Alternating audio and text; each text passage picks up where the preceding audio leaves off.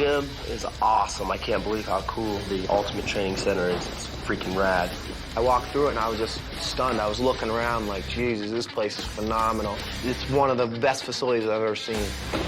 This is my life, fighting and becoming the ultimate fighter. Welcome to the UFC National Training Center. The 16 of you are among the top unknown professional light heavyweights and middleweights in the country. For the next several weeks, you'll train together and compete against each other for a 3-year, 6-figure contract with the Ultimate Fighting Championship. The first, Dana White, the president of the UFC. Gentlemen, you have a very unique opportunity. Many fighters from all over the world dream of someday fighting in the UFC. 2 of you actually will.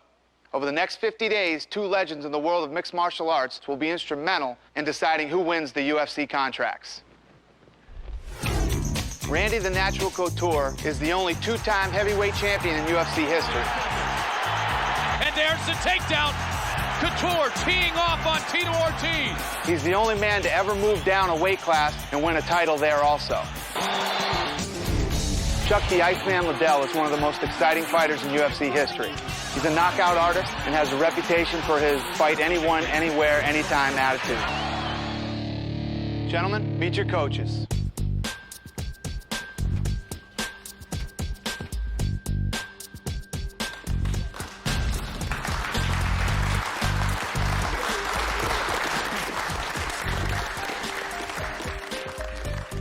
Gentlemen, over the next 3 days, Randy and Chuck will test you mentally, physically, and emotionally. At the end of those 3 days, they will pick teams. If you look around inside this gym right now, there's pictures of legends, Hall of Famers, and the greatest fighters in the world. So I ask you this question. Which one of you will have your picture up in here? Good luck, gentlemen.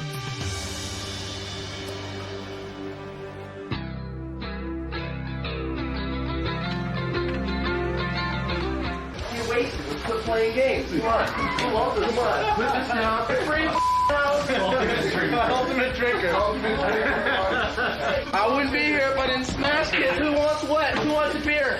You want the green? I was kind of shocked that they provided us with alcohol, a full bar. There you go.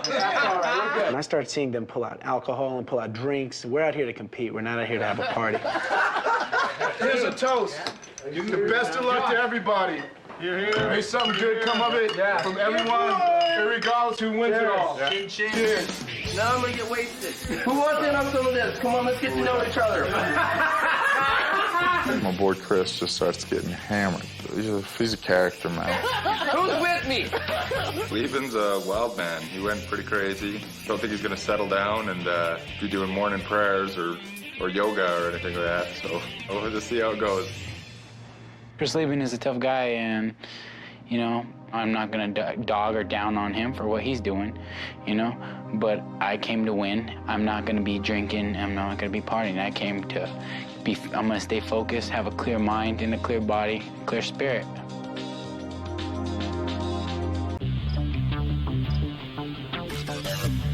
Drink a drink. Get up on it. Don't fall for it, guys. He's setting you up. To kill you? I'm trying to trick y'all. Get y'all hungover in the morning. He drinks, he doesn't stop drinking. I'm not even drinking. The guy talks, he doesn't stop talking. You know what? I tried it. You actually can't do it. Booze won't freeze. A mad man.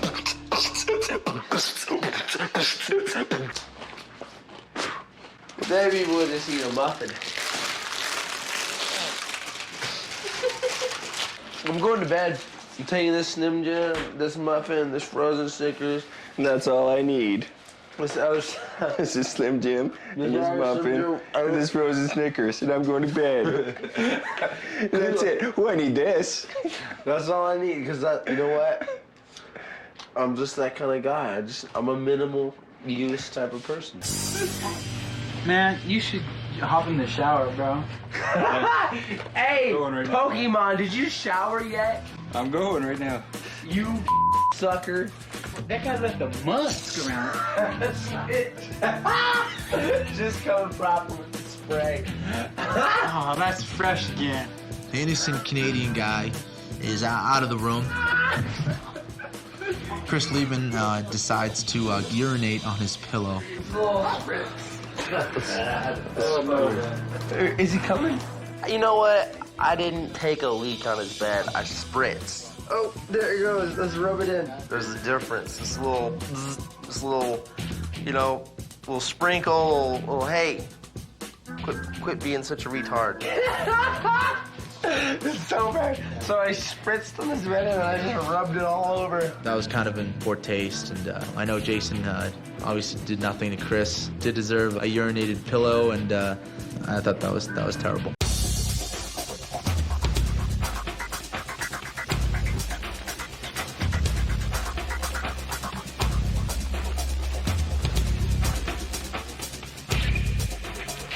Let's go, fellas. Let's go. Wake up, let's go. Let's hit it.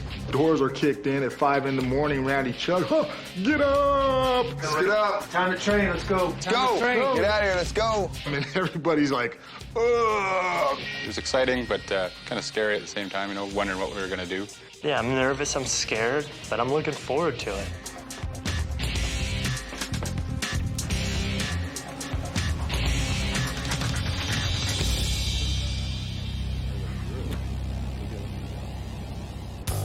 To be an Ultimate Fighter, you have to be in the best physical condition possible. So what Chuck and Randy have done is they've devised a program, and their workouts are going to be 3 hours long, twice a day. And it's interval training where they go from station to station. The workouts are going to be brutal. But if they can't make it through the workouts, they're never going to make it in the UFC. That's better. Find your rhythm.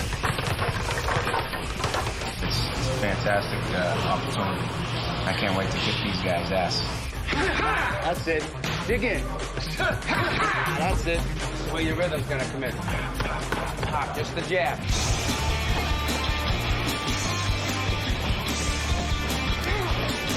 Go to war with the knife in my side. That's it, baby. Come on. Quick. All right. That's it. I'd rather die than quick. All right. We're trying to push them their cardiovascular shape and also just to see how tough they are, how much they'll push through something when they are tired. Because that's really hard to teach. I noticed that Couture and Liddell are both watching the run real close because it's more than just can the guy run that fast for 30 minutes, and what it really is how much heart does he have? How hard is he going to dig? How deep is he going to dig to pull this thing out? Who has the drive and the desire? It's a gut check thing. Couture didn't think that anybody would get through this thing today, and Chris just forced his way through it and made it, which is very impressive. Very, very impressive. Keep going, keep going. Yes, Christopher, that is great. Chris, you got to hold that knife.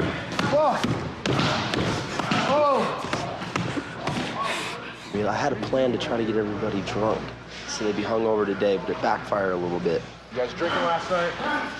Probably not the best idea, but I'm sure it probably made me a little bit lackluster today, but I think I did okay. Make sure you guys are drinking plenty of fluids after this. Get some bananas, get some Gatorade, something with some potassium in it. Avoid the beer. Oh.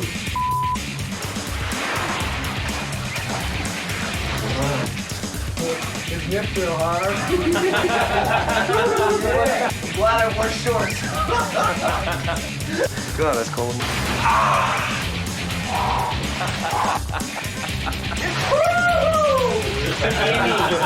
Oh, yeah, I like it.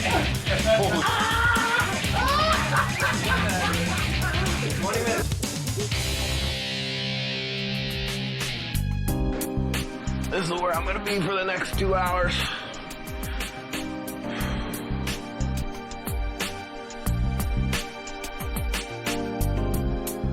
I'm sore as hell, but what we're doing here, you know, you have to be in great shape. You know, we're not playing Parcheesi. You have to be in tip-top shape. Otherwise, you're in trouble.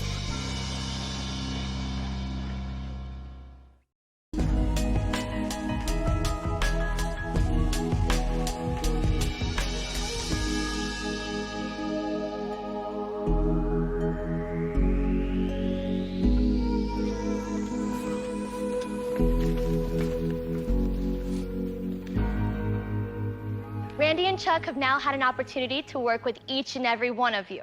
Now, it's time to find out who will be Team Couture and who will be Team Liddell.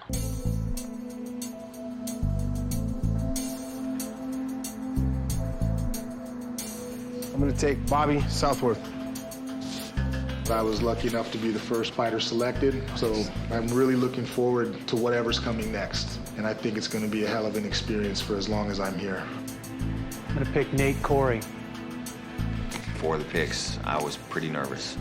And I really wanted to be with Randy's team because I know what a great coach he is. But to be honest with you, if I would have been picked by Chuck, that would have been great too. Congratulations, Team Couture. Congratulations, Team Liddell.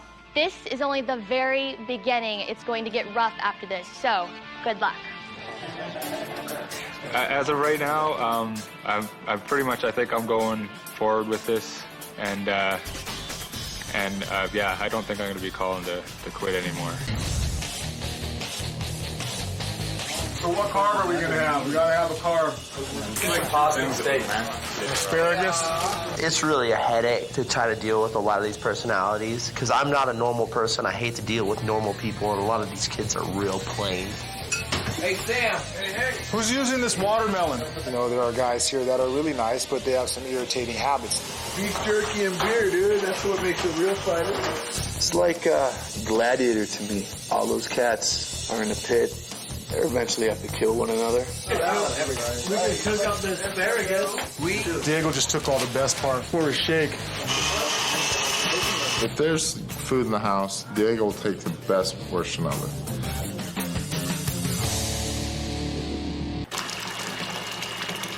The bastard has been getting the rug all wet.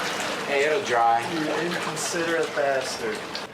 Diego takes really good care of himself. It's fine, I'm proud of him, but he takes a hot bath and then walks into the shower getting the carpet all wet and takes a cold shower. And then from there, walks his dripping ass back into the bathtub to take a hot bath. And this is repeated about 4 or 5 times.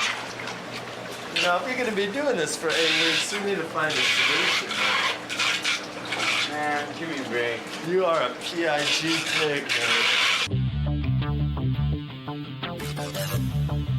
Problem we were talking about earlier, I guess someone went to make some asparagus yesterday, and all that was in there was a bunch of stalks. Apparently, you cut all the heads off the asparagus and put them in a shake and put all the stalks back. Now, if someone wants to eat asparagus, they don't want to eat stalks. Stephan Bonner and Diego Sanchez are in a confrontation with each other over asparagus heads. 16 people live in here, man. Your next shake's gonna be purely stalks to even this out. Well, no more you know, asparagus heads I in your really shakes. didn't even know what asparagus really is, and It's made that green vegetable that makes your piss stink. So you know what it is. And it made me, I ain't gonna do it again, so you don't gotta worry about it, all right? Yeah, I have been known to provoke him. That's the only way to bring it to his attention. No more playing stupid. You know what asparagus is. I do know what asparagus is now. He's like, you gotta listen to me, and I'm like, you know, I'm not listening, and I was like, you're gonna make me listen, you know, what's up? Shut up. I ain't listening to you. Well, you better start, man. You gonna make me? You make me listen to me? Looks like I might have to. Do something about it, man. Do something about it. Looks like I might have to. You think you're so tough? Do something about it, bro. You think you're my dad? Do something about it. Well, I don't know if I'm your dad for sure. There's a very good possibility. But in all seriousness, I'm just saying, come on, have some common courtesy. He might be a 205 pounder, I might be a middleweight, but, you know, same thing. I'll take him down and I'll ground and pound his ass, make him turn like a little girl.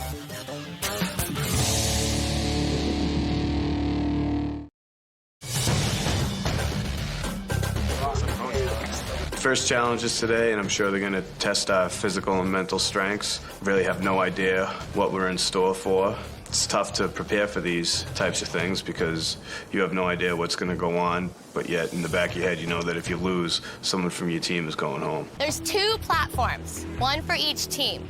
One team member will sit in the recliner while the rest of you carry him through the obstacle course.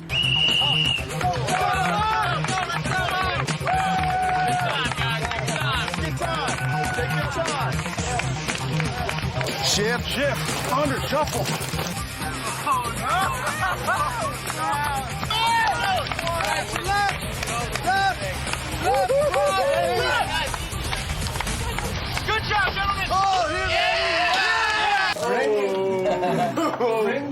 homie. Oh. Great. And I said he's a great fighter. I'm really stoked he's on my team. I want to knock him out again. Coincidentally, me and Levin have fought before, and he's the only one that's beat me. So I have a kind of a bone to pick with him. Weak ass choke that you put on me. I just picked it off and threw you around. I put you down twice. Let's not lie. No, you you was did. down in Why? the first round. I knocked you down. You didn't knock me down. We battled in January.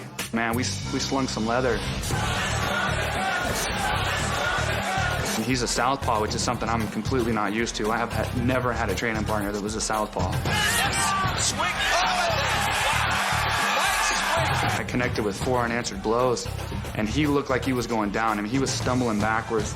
I dropped my right hand and came in to finish him off. He threw an overhand left and caught me dead on my temple. I was definitely out of my game, so they stopped it.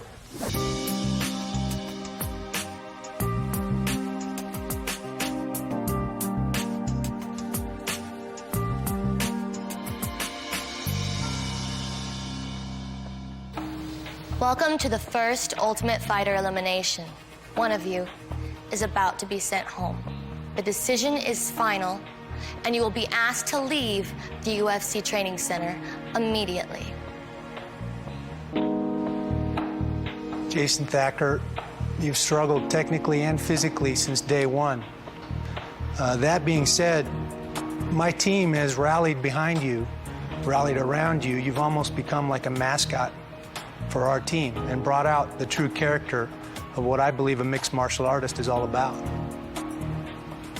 Loden Sincade, you've been a bit of a free spirit, not terribly focused, but you have a lot of physical gifts, a tenacity, some speed and strength. I think if we focus that spirit that you contain, that warrior spirit, you could be an ultimate fighter. That's why I choose you to remain on this team.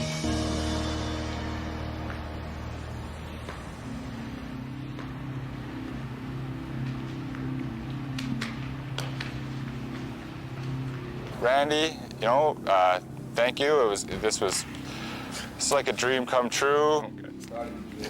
Keep your chin up, square your shoulders, step strong, walk out of here like the warrior you are.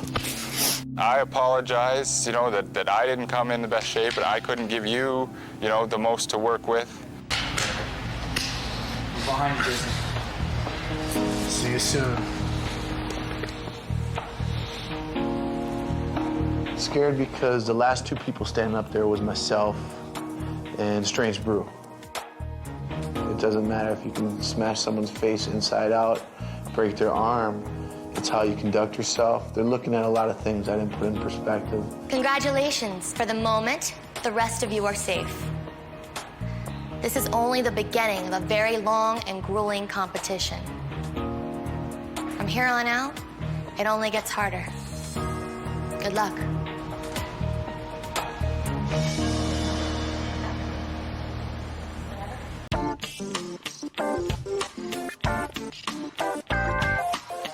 What's going on in there, man? Drinking beer, drinking wine, vodka.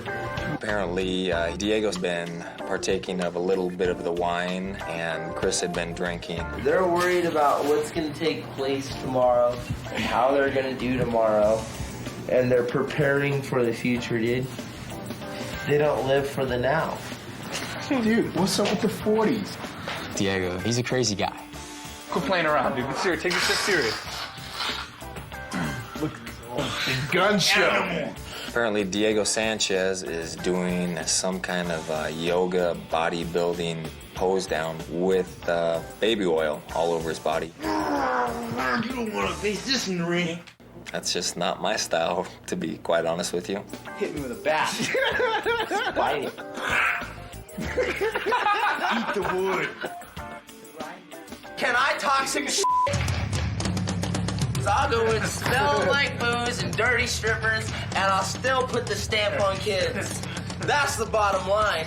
That's how it goes. And I'll talk shit. He's stepping into the chair. It's kind of hard to suck it up and be on the same team with a guy that has my only loss. If you're gonna keep bringing this up, bro, all we have to do is get through this period, and me and you can step in the ring the day after. I'm not bringing nothing Bro, up. I've been waiting to get back in the ring with you for about 2 months now, bro. 2 months? You We can't fought handle 8 that months now. ago.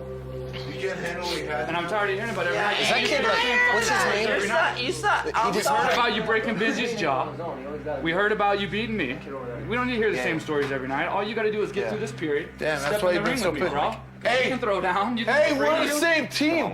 We can throw It's not me I like you on talking. the same team. It's not Look at me. me, brother. I like you. This is a zoo, bro. This is it. Hey, brother, I like you. I'm sorry we fought before. Don't get mad at me. That guy needs his Xanax. No, you know what? I'm his only loss. He's hot. Hey, I got to be his teammate. But it doesn't take away from the fact that I will meet him again one day in the ring, and I will get my win back. Please don't let him get to you. Please. Tom, I'm tired of hearing about it, you know? I know you're tired of hearing about it. We're all tired of hearing about it. Am I a bully? Because I'm gonna tell him, hey, you suck, you need to bounce. That's not being a bully. That's the facts of life. You know what? I'm not a I didn't say you were.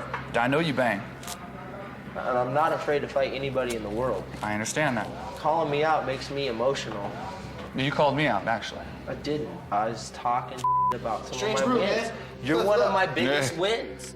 That's a loss that I definitely want to get back. And I like you. You're a good guy. You're getting a rematch. That's fine. Because I want it to be set in stone. That's fine. And I promise you that. And I don't care if it's for free. We can do it in the backyard. That's I fine. got a cage in my house. Hopefully we'll meet in competition again, and I'm up to slap him down where he needs to be.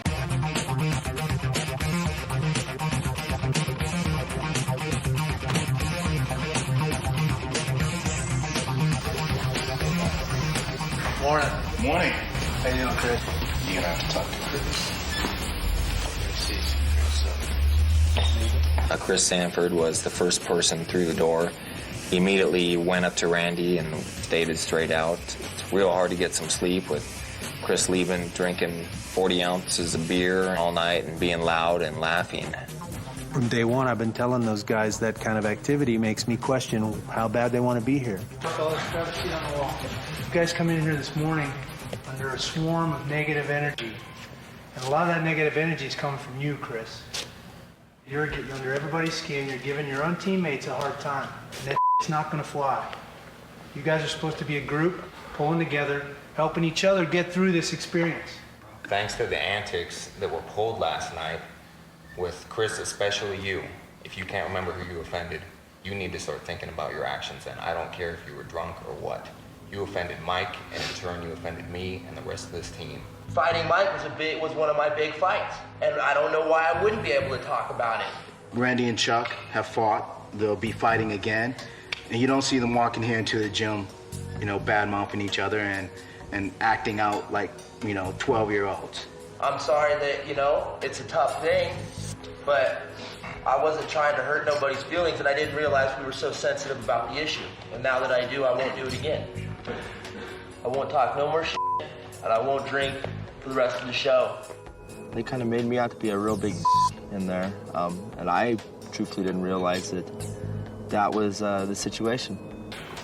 Loden, I haven't been straightforward with a lot of people at the house either. I've been going on my way to probably make some problems too, and I especially probably owe Mike an apology for last night. I'm sorry. It's fine. I appreciate you stepping up. And that attitude is what I'm talking about. It goes a long way towards bringing this team together and keeping us working together as a unit.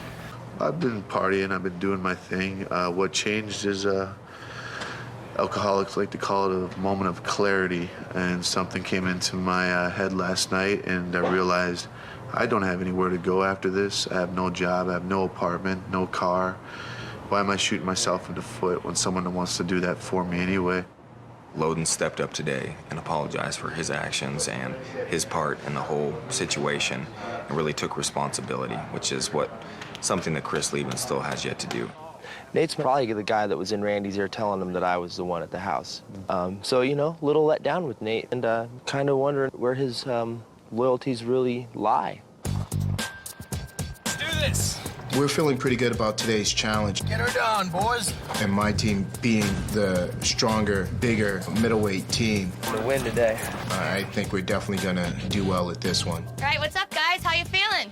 Good. Great. Good. All right, well, we have something that'll wear you out today. Go!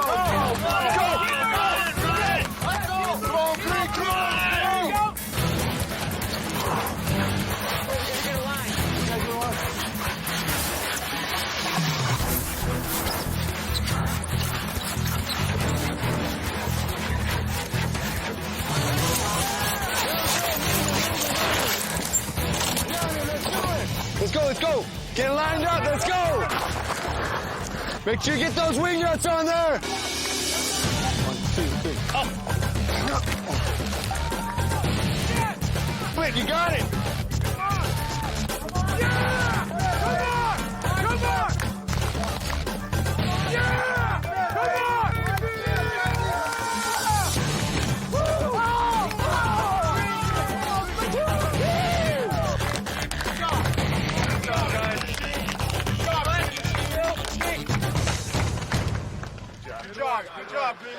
It's the log. They cut through that log like butter. I'm not used to losing. That doesn't feel good. My performance, personally, I think I did the best I could do. I don't ever want to feel that. Everything not to be in that camp right there.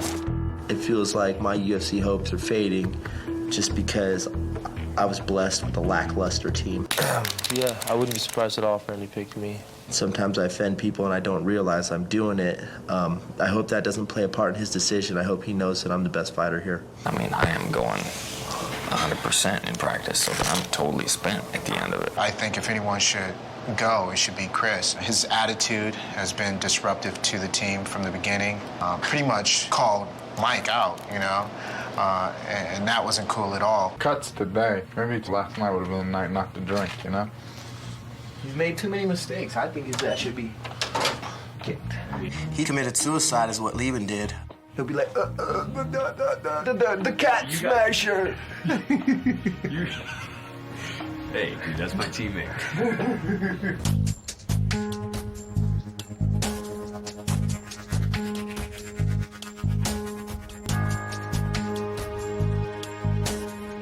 Team Couture, you lost the middleweight challenge.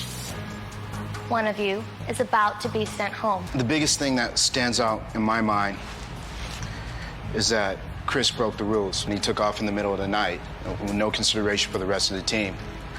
Outside of that, he's been confrontational with other team members directly. I know I've been less than perfect. I understand that, and you know, if I was picked to leave, I could see why you would do that. Last night, I think you might be under the wrong impression. I wasn't intoxicated in any way last night. I had a drink of Diego's wine, and don't know how it was explained to you from that situation, but you asked me a question, and I felt I had to answer you truthfully. And lastly, I'd like to say that I know I'm going to fight in the UFC no matter what. Randy, what is your final decision?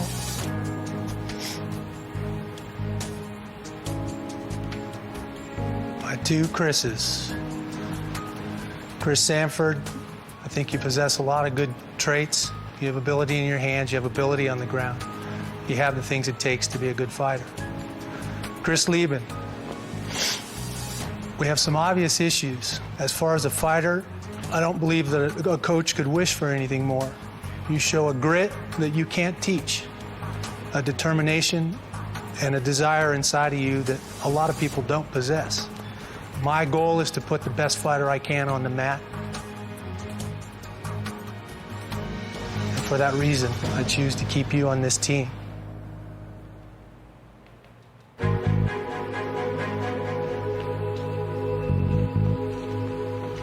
You know, what's done is done. It's my own fault. I could have came in better shape. It's kind of hard to say if Randy made the right decision. Chris is an accident waiting to happen. I think I stack up pretty well against any of these guys in both weight divisions, you know. I don't think there was a better kickboxer here than myself, period. I know that for a fact. It's just disappointing to go out like this.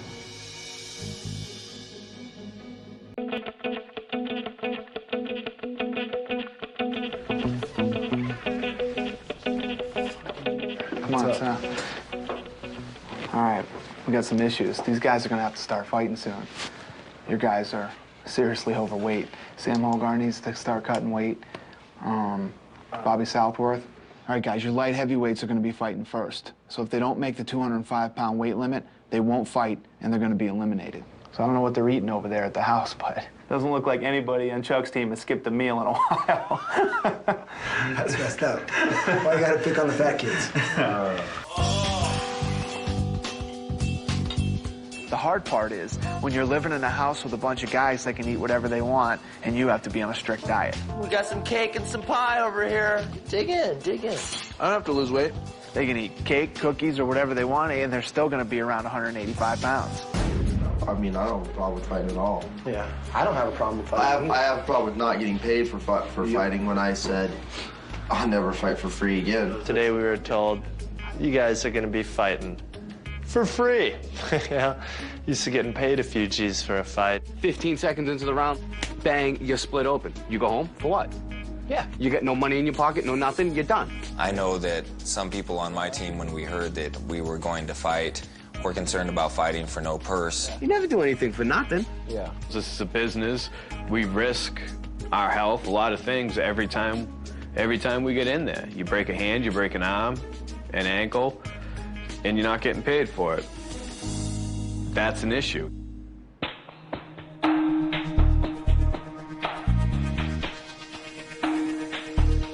We got called back to the gym again, kind of on short notice.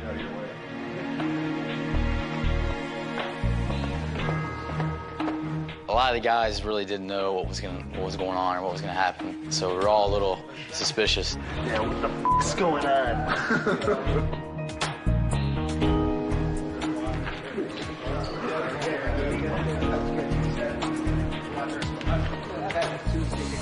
Boys. Gather around, guys. Get closer over here.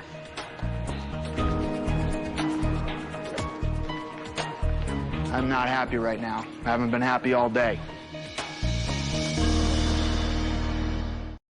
I have the feeling that some guys here that don't want to fight. I don't know if that's true or not true or whatever, but I don't know what the f everybody thought they were coming here for.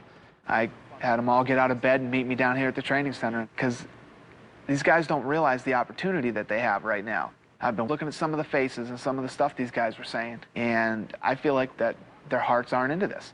Does anybody here not want to fight? Did anybody come here thinking that they would not fight? No? Speak up. Anybody who came here thinking they weren't going to fight, speak up. Let me hear it. Some of us thought we weren't going to fight till the finals. That was my understanding as well. None of us have a problem with the fighting, Dana. Nobody here has a problem with that. Let me explain something to everybody. This is a very, and when I say very, I can't explain to you what a unique opportunity this is. You have nothing to worry about every day, except coming in and getting better at what supposedly you want to do for a living. Big deal, the guy sleeping next to you stinks. He's drunk all night, making noise, and you can't sleep. You got roommates. We picked who we believe are the best guys in this country right now. We did. And you guys are it. Act like it, man. Do you want to be a fighter? That's the question. That's why I'm here. It's not about cutting weight. It's not about living in a house. It's about, do you want to be a fighter? It's not all signing autographs and banging broads when you get out of here. It's not. It's no fun, man. It's a job, just like any other job. So the question is, not did you think you had to make weight? Did you think you had to do this? Do you want to be a fighter? That is my question. And only you know that. Anybody who says they don't, I don't want you here. And I'll throw you the out of this gym so fast your head will spin. It's up to you. I don't care. Cool? I love you all. That's why you're here. Have a good night, gentlemen.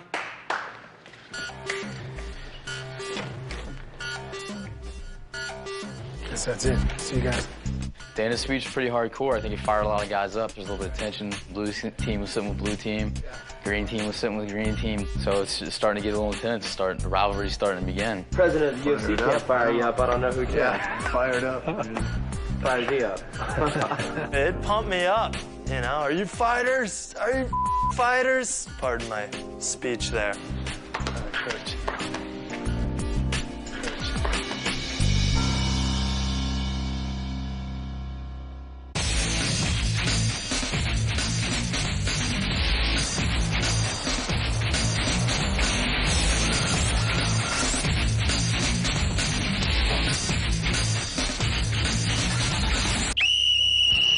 That's it, Swicky, hand over hand.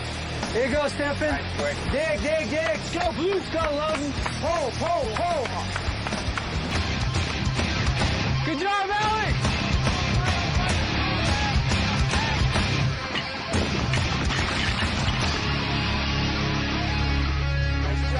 Results came out in Alex's favor.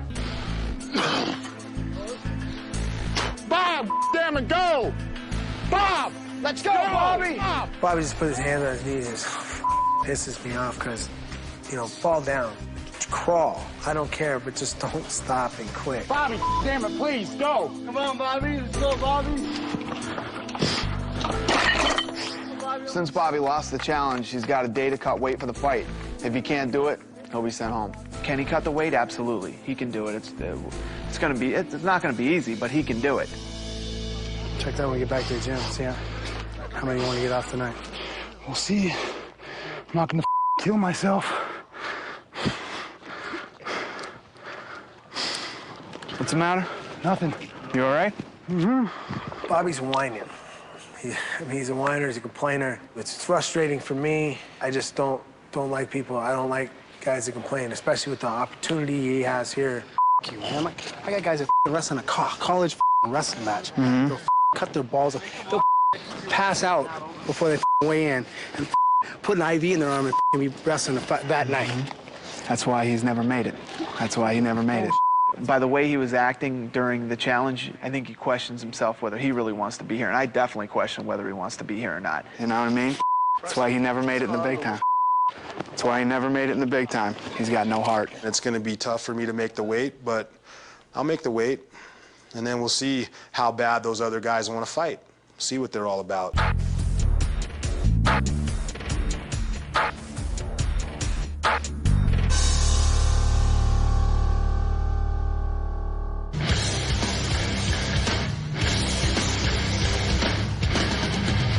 So today was obviously an individual challenge. Bobby lost the challenge today. Team Liddell got together at the gym and decided who Bobby should fight.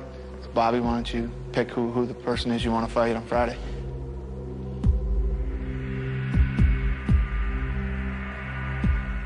Loden. Loden? Loden, you and Bobby will fight in the octagon on Friday to decide who stays and who leaves. We picked Loden because we thought he was the weaker of the three. And plus he was boozing a lot, so that could play a factor. Weigh-ins tomorrow at 2 o'clock. Cool? You're on weight already, right? Yeah. Any questions? That's it. We got to fight on Friday. Good luck, guys.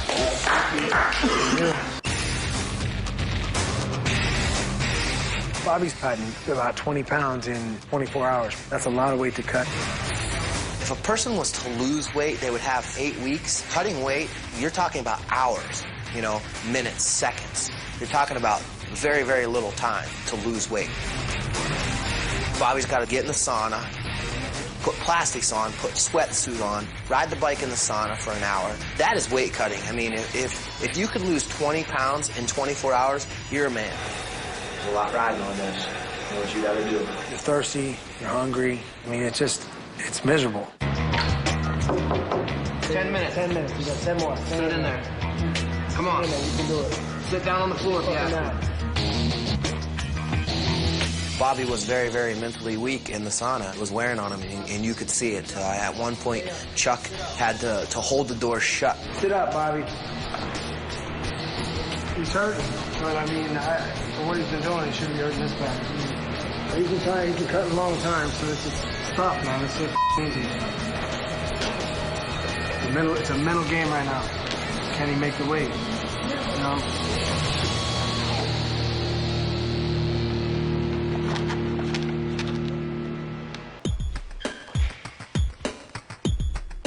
Sure.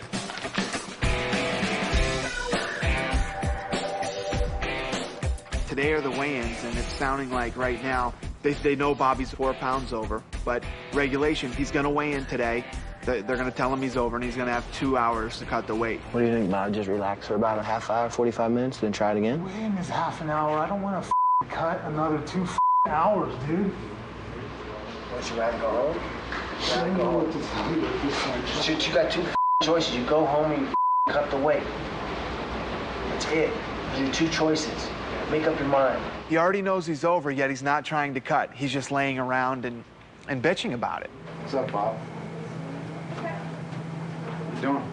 There's nothing to bitch about. You know you have to cut the weight. You know what you have to weigh in at. He's not even trying right now. Can I be over a little?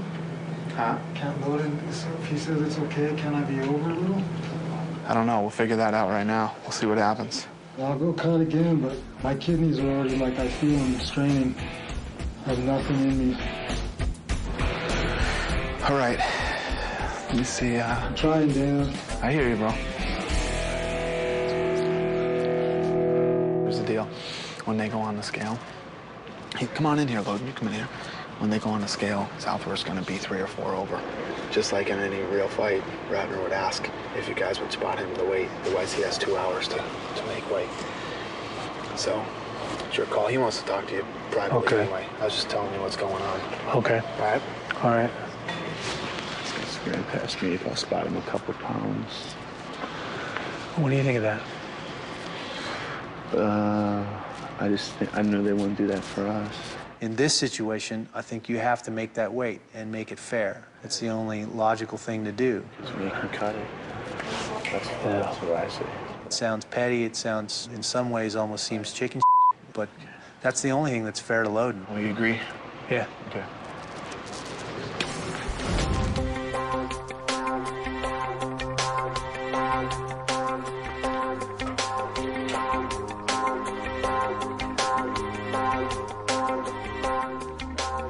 Lotus and Kate. Come on up, sir.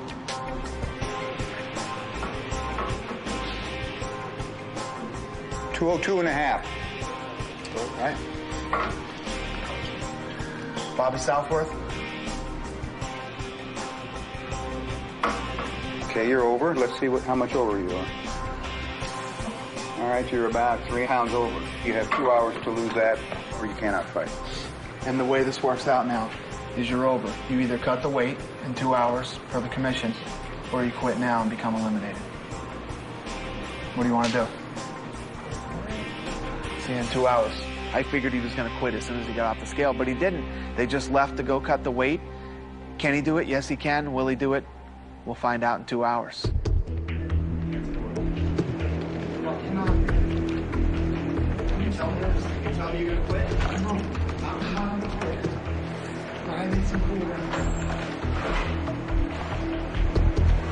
It's Bobby's responsibility to make weight, regardless of the circumstances. It's your responsibility. You're a fighter. You're a grown man. Go in there, man. Stand there. Sit in there. It's not going to get done out here. It's too freaking cold. You got to get in the sauna. Let's go. Come on, get back in the sauna. Let's go. Come on. Get in the sauna. Let's go. If we have to carry him and stick him on a scale, that's what we're going to do. We're going to get him to that weight class. Because me and Chuck talked about it, and if he doesn't want to get in the sauna, we're just going to throw him in there and lock him in, you know? Bottom line, he's getting in that sauna and he's making weight.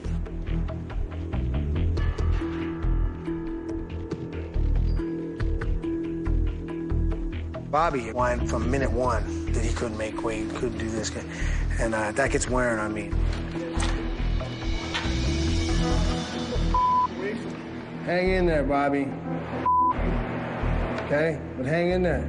If Koscheck hadn't helped me out, I don't think I could have. I probably would have thrown my towel at him. You got 25 minutes, less than 25 minutes to suck it up.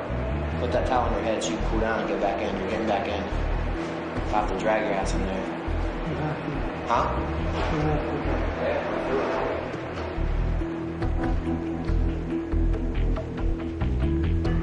If Bobby doesn't make weight, I just think it's going to be a big disappointment.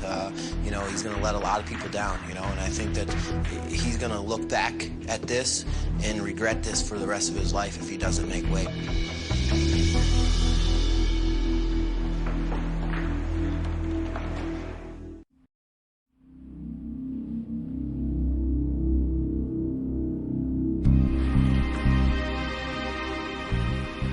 Bobby had 15 minutes left to try to make the weight, and he sucked it up and went really hard. And it's going to be interesting to see what happens. In Nevada, it's give or take a pound. 205, they give you a pound. You can be a pound over, because you never know. The scales could be a little off, but they always give you a pound. All right, the weight's got to be 206.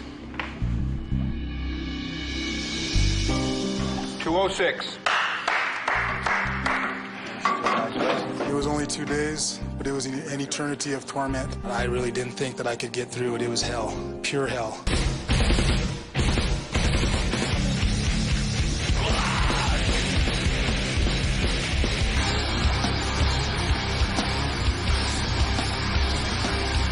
Well, let's get it on. Come on. Knees. Yes. 30. Get in there. That's it. Hang tight. Come on, fight that. Take your time. Take your time here, Bob. Take your time. You can elbow him right there. Keep the body. Keep the body. You can elbow him right there. Elbow. Hit him. Hit him. Find the space. Find the space. Keep the body. Keep the body. Keep your weight. Go to the body, Bobby. Keep your weight right there, Bobby. Punch his body. Punch his body. Body shot. Watch that arm, Loden. Don't give up your back. Hit him. Hit him. Hit him. Don't let him get up. Drive him the fence here, Bobby. Bring him in good. Disengage. Bobby, circle off and disengage. Circle off and disengage, Bobby. That's it. Control that.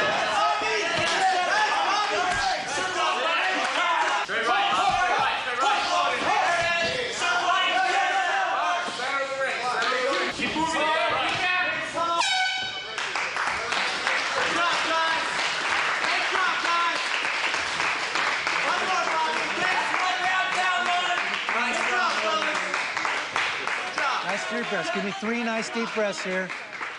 In through your nose. Hey, doing a good job. You got to keep your hands up, okay? No, the pressure's good. Hey, how about boom, or boom, jab right hand, you know? Throw a combination together, okay? Keep your right hand high, because he's looking for the hook as well. Okay, guys, seconds out. Hands up now. Right hand high. Throw the left hook. Hands up. Here we go. Let's go, Bobby. You got this. You got this, Rick.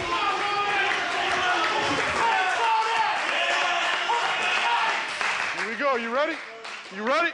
Let's get it on. Come on. Hit him with that jab, Bobby. Let's go. Get it moving. Use that huge, Bobby.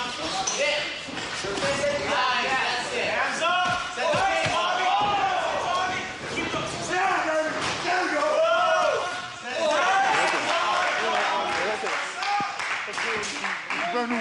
It's okay.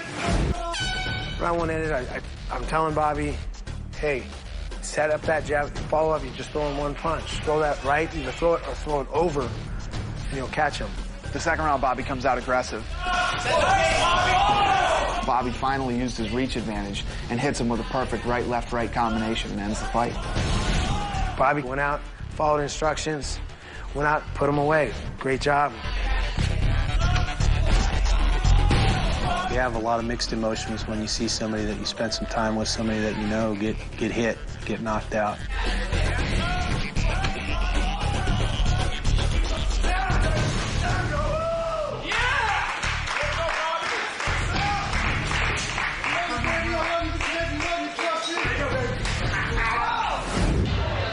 Practice trained hard. You put up a good fight, you know? Yeah, you did. All you can do is give it everything you got. And you did that. That's just really depressing. It's tough to see a good kid like Loden leave the team. But you know, he got beat today, and that's the way it goes. He's not seriously hurt. He'll be back to fight again another day. He's a lot better fighter than Loden, for sure. A lot more experience and a hell of a lot bigger. You know, we like Loden, and he's a cool guy. He trains hard, and you know, we lost another person. This is 3 people already, so we're down to 5. It sucks. I'm not sure why Stefan's so upset about it. I would think it was because he wanted to fight, and he probably feels that since he didn't, Loden had to fight him, and now Loden's gone. He's my friend. He's the closest guy I have here, and my roommate and training partner, and you know, I'm just gonna miss him. So you get up in the morning, you leave the light on, you leave the door open. I mean, I don't say about that. Okay, A, I don't do that, and B, if you do that, that's fine. I haven't said a word about that. You can open the door as many times as you want, that's fine. I think that we've grown apart as teams a lot more. Just a separation of the teams is becoming a lot more evident in the house. That's the spirit. You're gonna submit them. There you go, beat Jay, them, my boy. punch them. Team Liddell is staying in our own little area of the house. Team Couture is staying in their own little area. You know, that's just the way it is. That's the way it's playing out in the game, at the competition. Did his head like snap? Yeah, you hit him. Wham! His head just went like that. And Vaseline flew off his face, and it looked like his tooth. Oh, I can't wait to see this. Yeah, that's right, Bobby. You knocked out a guy that you outweigh by 30 pounds and has been training half as much as you. I can't respect someone like that. There it is. Well, tomorrow's a big day for all the middleweights. We have the challenge. The last person to place in the challenge will have to pick someone to fight. Oh my God. It's more important to come in last so that you get the matchup that you want. Bring it down. Bring it down. I'm gonna throw the challenge in order to fight Josh Koscheck. When that whistle blows, I'm going like this. Then afterward, I'm gonna tell Josh Koscheck that we're gonna bang it out because I think he's the most athletic guy on their team. I think he's a great wrestler, and I also think I'll crush him. You're a f***ing All-American wrestler. You're a f***ing national champ. Chances are you'll probably take me down. I might get one or two, but... Will that take my game away? Completely. Completely. Tomorrow's plan for leaving to lose, and we'll get rid of Koscheck, and hopefully Team Couture will be able to start turning things around. Did I tell you what Chuck said? He said, Chuck, you trying to teach Josh some stand-up? He goes, trying. And I go, does that mean he's going to try to stand up with me when we fight? He goes, not if he doesn't want to get hit by a chair when he comes back to the corner. He f***ing said that.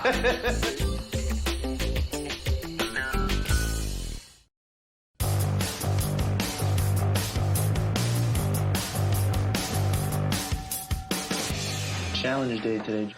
Yeah, I love how it's like, hey, your day off. You get a day off to relax and face elimination.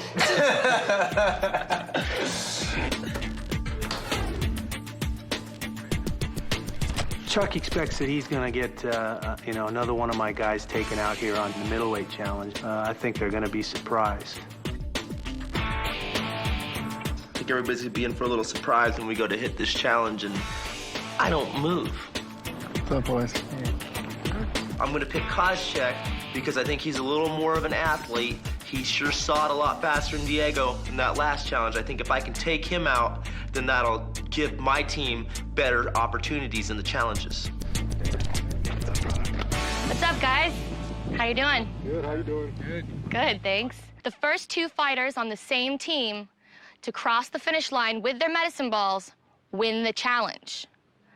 The winning team will choose which middleweight from Team Couture and which middleweight from Team Liddell will fight to avoid elimination.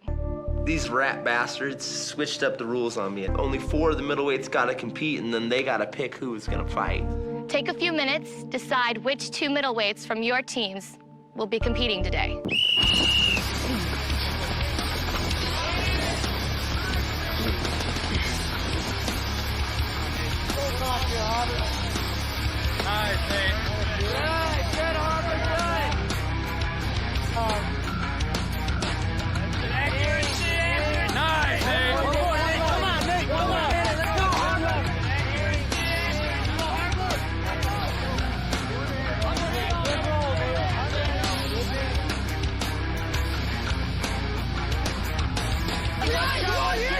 Don't stop!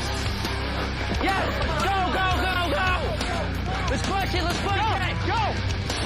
Go! He finished doing the thing at the end. Come on, Diego! That's it, Diego! Let's go, Aaron, let's go! Aaron's about to hit it! Come on! Don't quit! Do it, come on! Go, go, go, go! Diego, come on! Pick it up! Good work, good work! Good finish! Drop!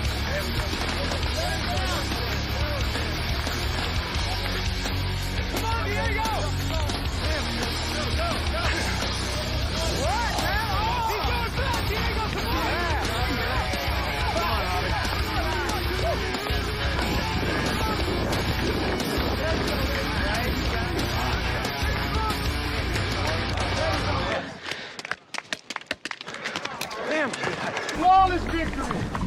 Bobby's throwing at my face, you know, flawless victory and flexing his biceps and stuff, but I distinctly remember that last week his performance wasn't too flawless himself. You gonna pick me, Koscheck? Calling you out. Calling you out. You pick me? I think it'd be a good fight. I think we should set that one up. Josh Koscheck, when are we gonna get in there and mix it up? That's all I want to know. Yeah. Chris Leavens a big talker, and I'm sick of his mouth. And you know what? Bottom line is, if he wants to fight me, I'll fight him. We train to fight, right? We train every day to fight. We don't train to throw medicine balls. Chris Leavens a monkey. He's got his own agenda. In my opinion, he's trying to protect who he feels might be a weaker teammate in Alex. We have a strong team, and you know what? We didn't pick that team. Randy picked his team. I can't help it. They suck, and they're a bunch of crybabies. And, you know, we dominated again. Chris Laban called you out. If you really want to do him, do him. If you don't, I'll take Alex Alexis. He's been talking all the time at the house. I'd love to stomp him. You got to think about the options, too. I mean, you know, like the fact that, you know, if you fight Alex, then they're down to 2, then one of us are going on that team. I would lose somebody either way, but I'd rather lose it because we won and we send it to them. Yeah, of course. Oh, I agree. It would be beneficial for our team to take out maybe Leavin. I think I can take Chris out, but he's definitely going to be a challenge, and he is a tough fighter. It's your call, dude. If you want to do it, you know. If not, I'll step in there and I'll fight Alex. It's up to you guys. Sit up here.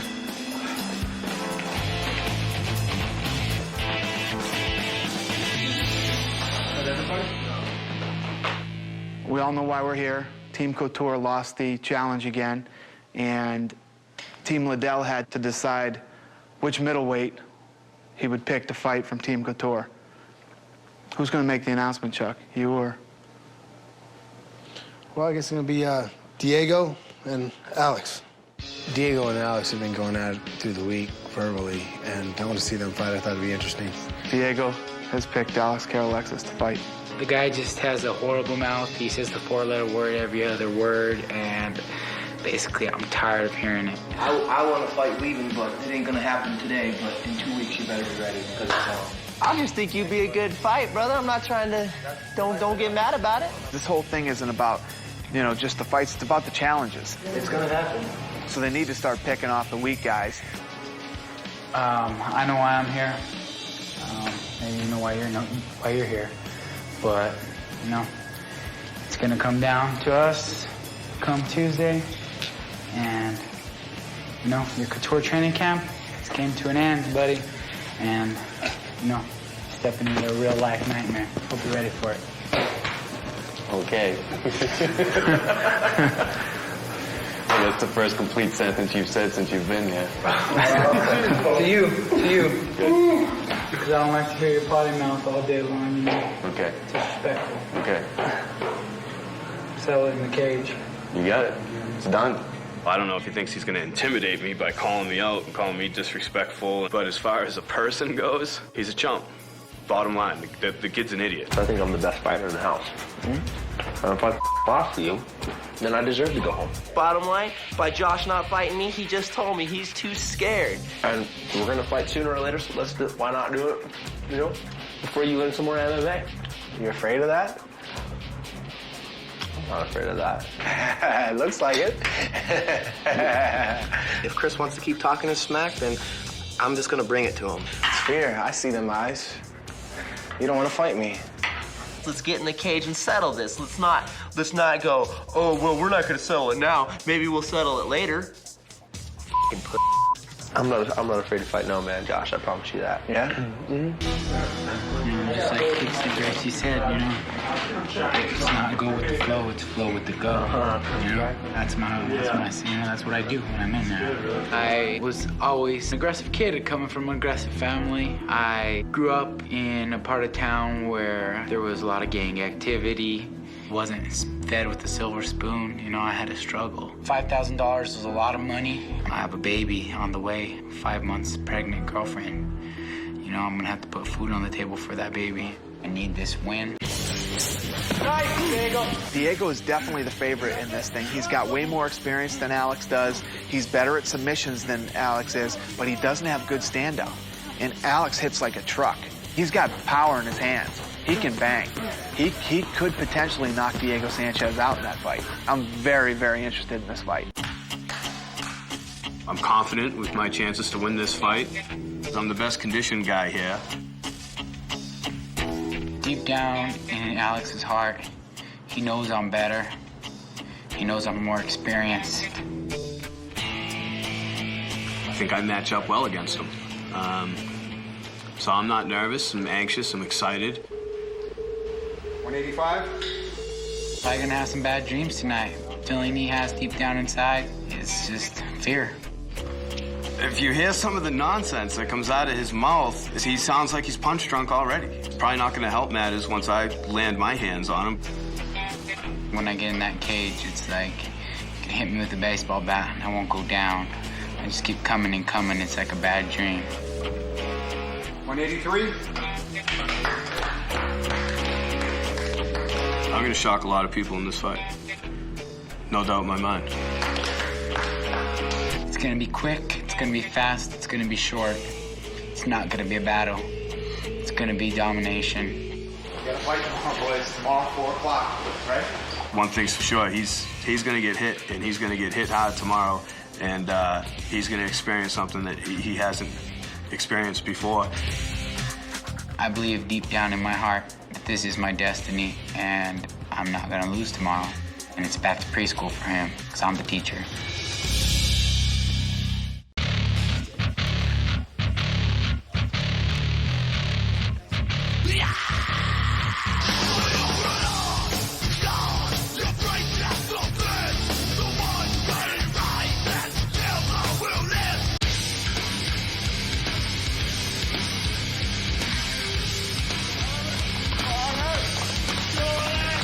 Here we go. This is what you came here for. You ready, Alex?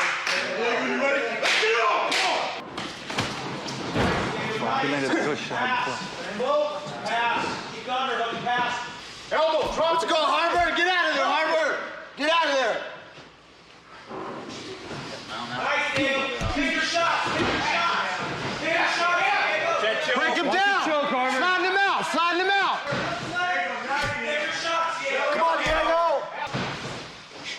He's got it. He's got it. It's over. It's over. It's over. It's over.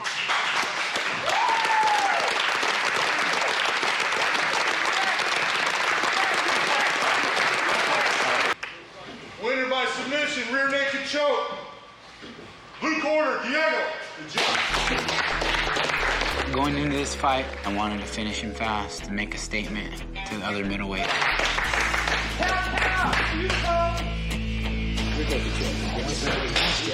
Mark Lehman and Chuck Liddell both told me not to stand up with him, not to give him a chance. He threw a couple punches. He gave me the takedown. He left his legs right there.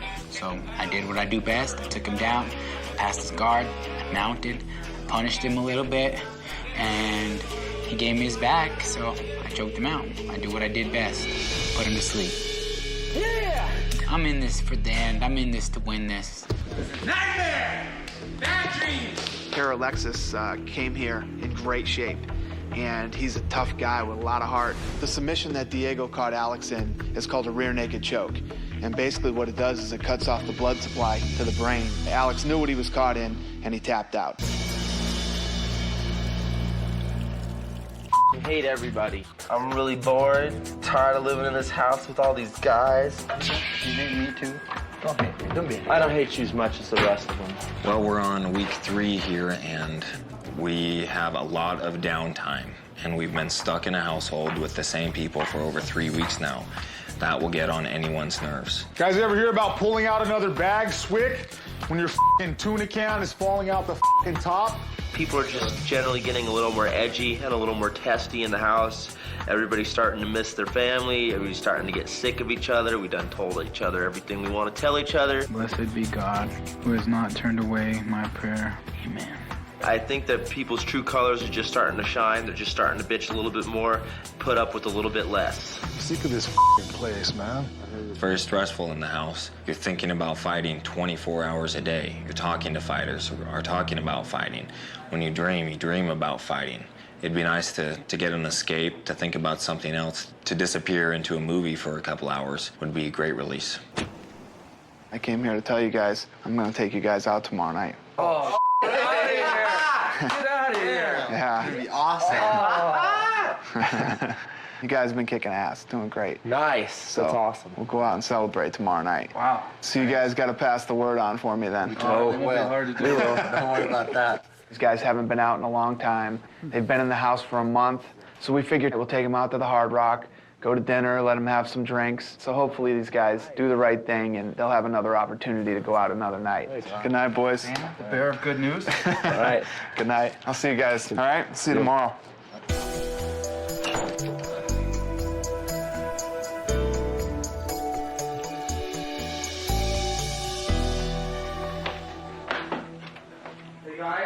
Yeah. Little team meeting here. Everybody needs to.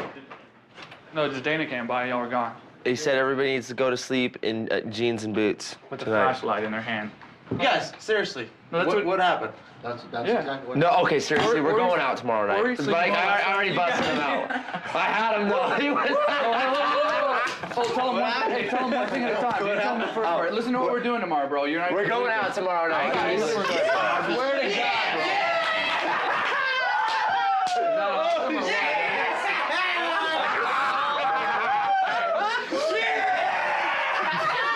Let's make a pact. Since we all train together and we're all competing against each other, instead of one person trying to be all good and not drink, we all have to drink equally. Okay? 1, 2, 3. Get moving!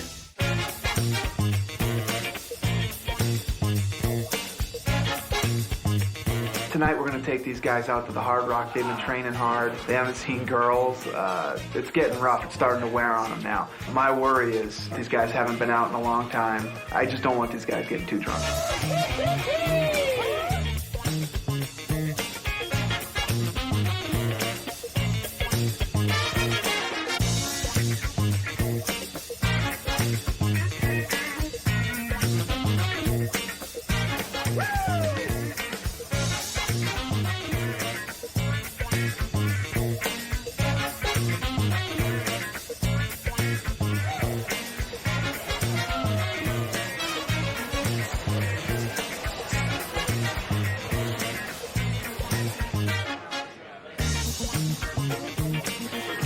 We got to the restaurant, everybody had 5 or 6 rounds. I mean, there's no doubt that we were doing some serious drinking and we were trying to let off a lot of steam. The other guys are getting wasted. Bobby's starting to really get wasted. You can really see the guys that are getting too hammered. Dinner's awesome, had the seared ahi, talked to Chuck for a long time, everything's going great. So of course Bobby has to start talking trash to me from the other side of the dinner table. Whatever, he's a piece of crap.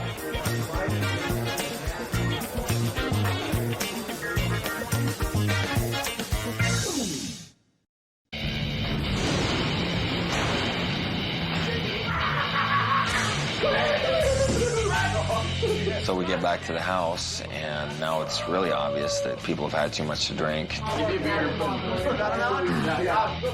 Where's his bed? Anybody? And Diego, he's drank too much. And things are just kind of getting out of hand. Diego, you're a big boy.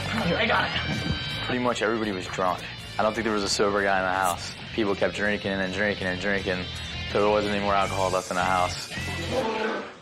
We drank a lot, we took a lot of shit. I know he drank a lot. Too much. They're still going at it there. He just can't handle his liquor. He's out of control.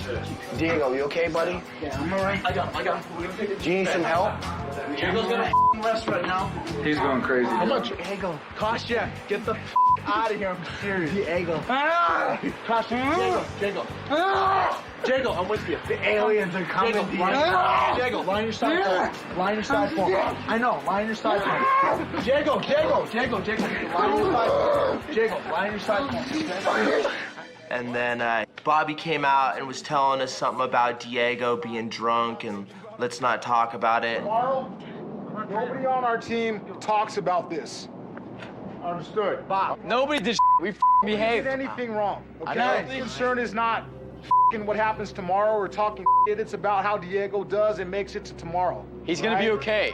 I'm not gonna talk about it because it doesn't matter to me. Here, I don't care if you don't give a shit. All right? You don't give a shit about anything, Chris. You. Chris, we know, brother. You, why don't you knock me out? Hey, you're so bad. I'll knock you out right now. Guys. Come on. Let him go. Bobby. Let him go. Let you do it. Bobby, bro, Bobby, come on. Bobby, come on. Bro, don't do it, Bobby. Bobby, come on. Come on, guys. Hands are behind my back. Guys, come on, dude. Bobby. Knocked out by you, Bobby. Yeah. Bobby, come on, bro. No, I'll knock you into a Bobby, come on, bro. No, Bobby, here. Guys, we can't do this here. I'm not gonna fight. I've never been in a street fight. No, look. Be quiet. Just let it go, man. Just Look. Principle. Chris, come on, your sorry f***ing existence. Just relax. Don't Bobby. f***ing talk shit, you fatherless bastard. Just Oh, shut that's your not cool. f***ing mouth. That's not cool, dude. Come on, man. Chris, No, come on. I want him to Chris, come on, guys. Come on, dude. Get the broken up. Shut your f***ing mouth and stop come on. whining. Chris, don't listen. Listen, just relax. Chris, hey, listen to somebody that cares about you. My parents dumped Somebody in a cares garbage about can. Guys, hey, guys. Chris. Guys, shut up. Chris, you gotta relax, dude. I'm not. Everybody's gotta.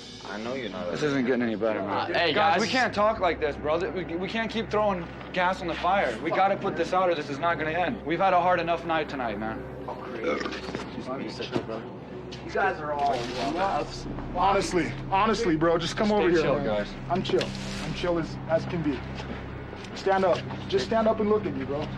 Leaving, you're a warrior, dude. Everybody knows I'll that. break my own. No, Everybody knows that. leave him. Everybody knows that. Leaving. Shut the up.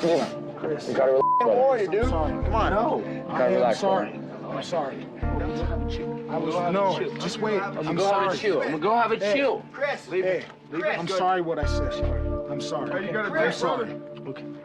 Chris, will you come up here and have a chew with me? I'm sorry, man.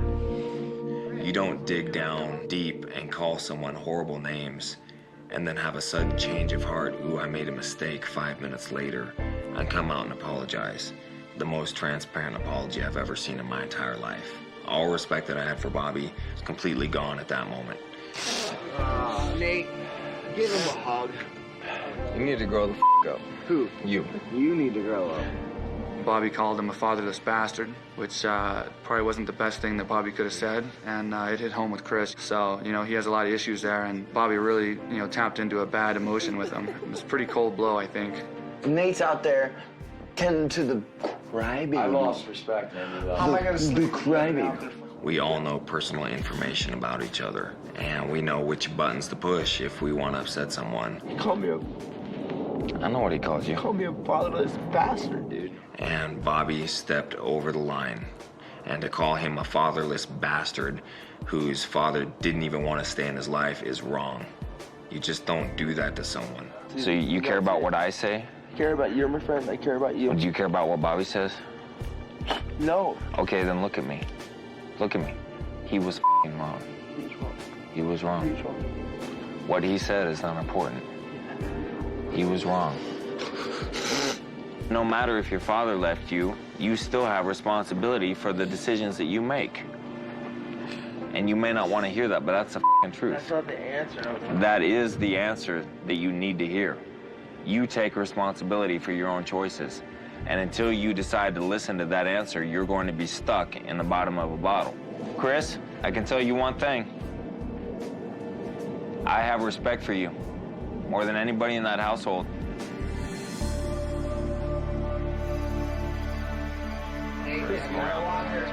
What? No. After all that stuff goes down out by the pool, I can't cool down, try to go to bed. Nate, that man out there needs you. All right. So luckily Nate was there. Great, he's such a great friend. Nate helped me out so much. You okay, brother? Luckily he took me out, sat me down and talked to me for quite a while. Helped me out, calmed me down. I'm trying my hardest not to do what I want to do. I want to kill him right now. I know. You don't understand. I'm serious. No, I do understand. This is me. call me a father's bastard. I want to kill him, Nate. Maybe don't have the best relationship with my father, considering the first time I met him since I was 2 years old was just a couple weeks ago here in Vegas. Obviously, some stuff went bad between him and my mother, but for some odd reason, you know, he just wasn't there my whole life growing up. I didn't kill him. No. Bobby had obviously heard me telling the story about how I met my dad, and Bobby knew exactly what he was doing when he called me a father's bastard. He hurt me. He hurt me bad.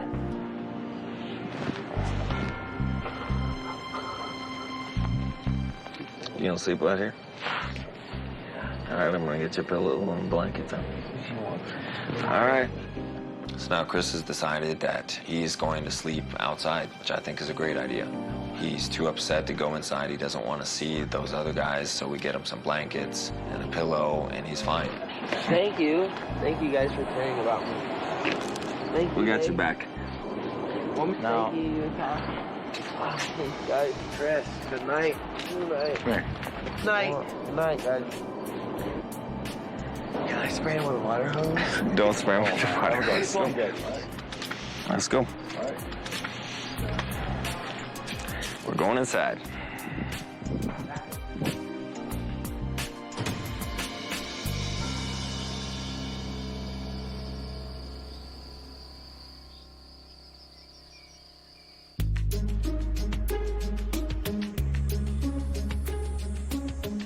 Can you light the tiki torches for us? Josh Koscheck and I continued to drink, and we were bored. The pressure cooker was still at 75%, and we still had a lot of steam to let off. And we started throwing stuff in the pool, and we started doing dumb shit. Bobby, let's throw this thing in the pool. No, we need that to cook. Come on. Cook. Let's go turn the water hose on. Oh, okay, let's go. Well, should we wait for the beer? Let's wait for the beer first. No, wait, we'll drink the beers after.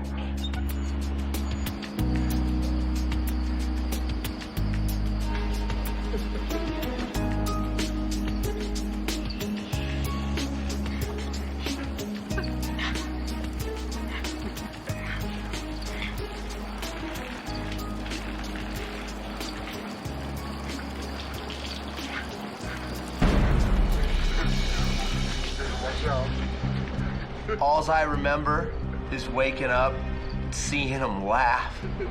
Chris is mad now, dude. Both of their shallow souls laughing at me while they're pouring that water on me. Josh, come back. After the water got poured on me, don't remember a thing.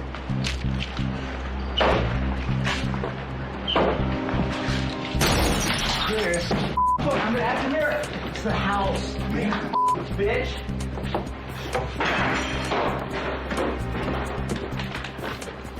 I know I'm ready to commit violence on a dangerous level right now.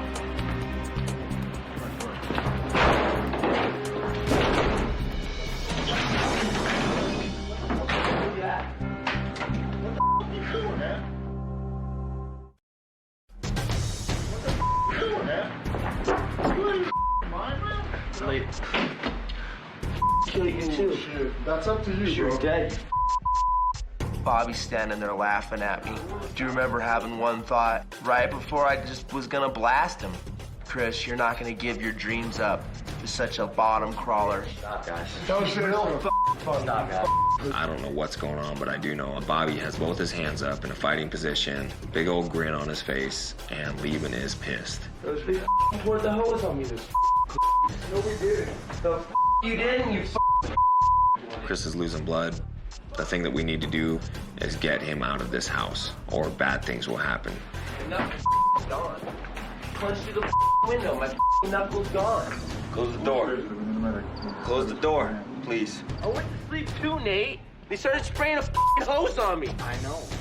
If I was sleeping and someone comes out and sprays water on me, I would We didn't spray water on him. Intentions were to just spray around him, but that didn't happen.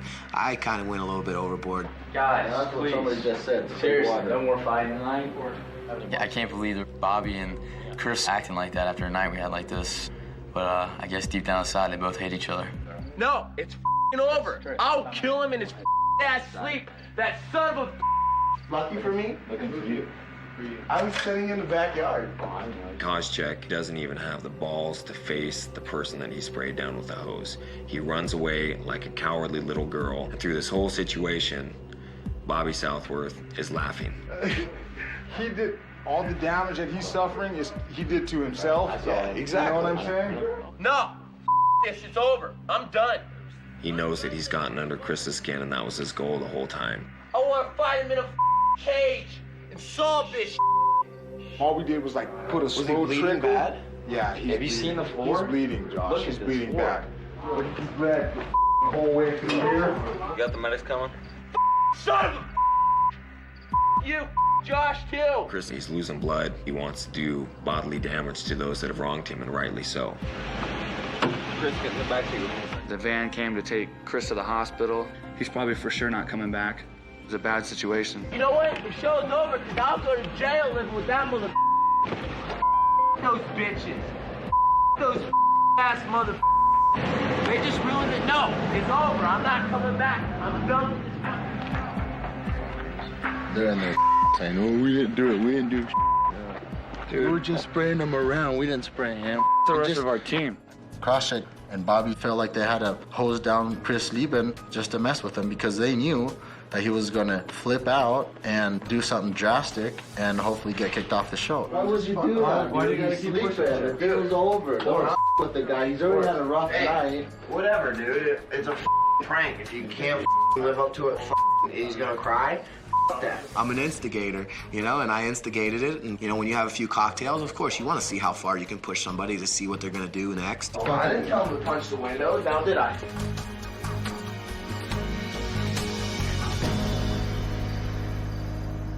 You guys are coming through, come through so I can wipe up the blood. This looks like a slasher movie. Chris punches the window next to a wide open door and cuts his hand open. I mean, what's that all about, dude? You could have walked through. Then he goes into the house and kicks down a door that doesn't even have a lock on it. Those are things that he took unto himself to do to damage himself, to damage the house, and to scare the crap out of people who were sleeping. Are we sleeping? Yeah, it's scary. It's scary. So there I am, asleep in my bed. All of a sudden, I'm having this dream where God's like yelling at me, but it turns out it's not really God at all. It's Chris Liebman, and he's busted through my door. There are pieces of my door in my bed. He's like, hey, where's Koscheck? And I look at him and I say, are you out of your mind? Whose house are you even destroying? What the wrong with you? Touch your sleeping bag. Somebody go tell me if your sleeping bag is even wet. That's all I have to say. He was out here sleeping. He was out here sleeping, and they come over, turn on the hose, and think they're funny guys. Oh, let's go drink a beer. This is serious. This is really serious. You guys upstairs are taking sides and realize what's going on. I ain't taking sides. It's not about taking I sides know, at this but point. you gotta see who's at fault, bro. It's your fault. It's my fault. Yeah, right. Josh is 27 years old. Bobby's like 34. They're adults. They should know when to quit messing with somebody. And then again, Chris doesn't have the right, I don't think, to, to destroy the house. Hasn't Lieben got out of control? Every day He broke every rule in the house, dude. Chris Lieben, most of the times he was just this asshole. Messed with people. Oh, there he goes. Let's rub it in. Talk Because I'll go and smell like booze and dirty strippers, and I'll still put the stamp on kids. Just went nuts every time he could. And he's out of control. I think Bobby and Josh pushed Chris way too far. No one's gonna lay there and let you pour water on him. Something's gonna happen. Dude, if you don't think there's gonna be a meeting with Dana tomorrow, you got another f***ing coming. Alex, could you please close the door? Diego's trying to sleep. No more joking around. Look, there's people that legitimately hate each other in this house.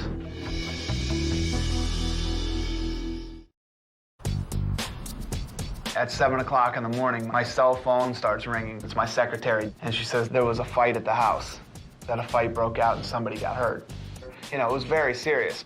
I drive right down to the training center. I find out that Bobby Southworth, Josh Koscheck, and Chris Lieben got into a fight. And we start figuring out exactly how we're going to handle the situation.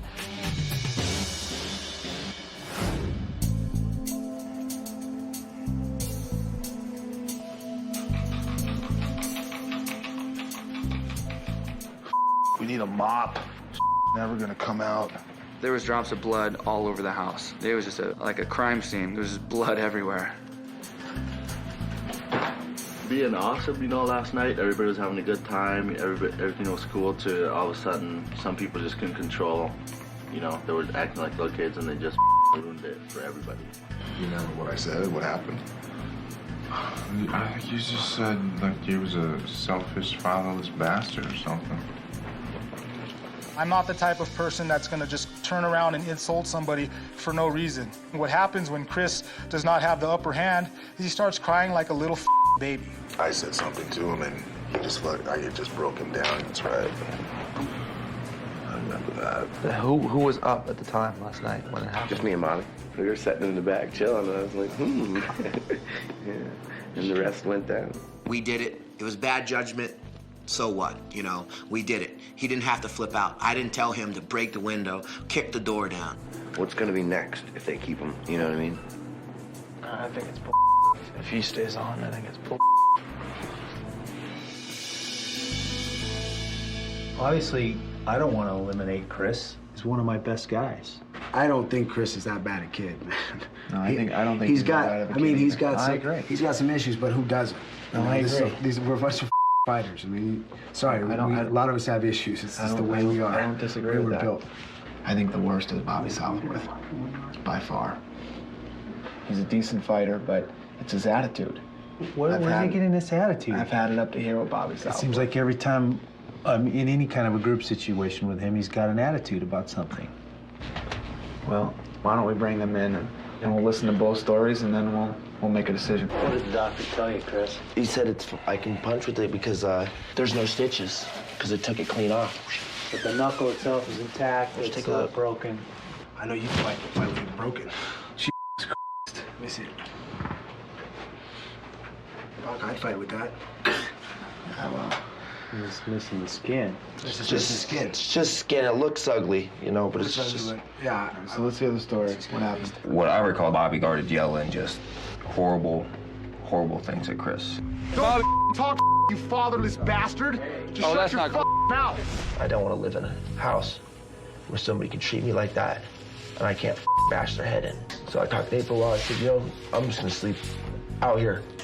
Then I went to bed, and at this point, this is when Bobby and Koscheck start squirting me with a hose.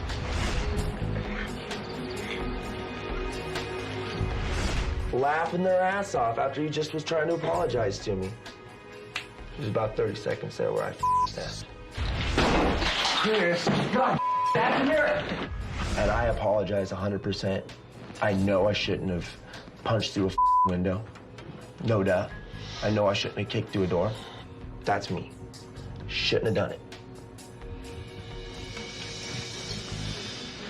You guys got anything else you want to say, or is that it? I'm just backing up Chris 100%. I believe he was in the right the entire time. I would have done the same thing for a lot less. We will talk to those two too, and we'll have a decision by the end of the day. Later, boys. I think Nate and Chris basically told it like it was. Bobby and Josh were wrong, but at the same time, you're gonna blow a huge opportunity like this because of something that Bobby Southworth says to you. I think that's where Chris really needs to grow up. From what I understand, I mean, Levin had been messing with people the whole time. It's no surprise that they were doing that to him, but his bad judgment caused problems that don't need to be caused. I went back and sat in a different room for a while. I didn't know, am I getting kicked off the show? Or am I gonna have to live with them and become the Ultimate Fighter?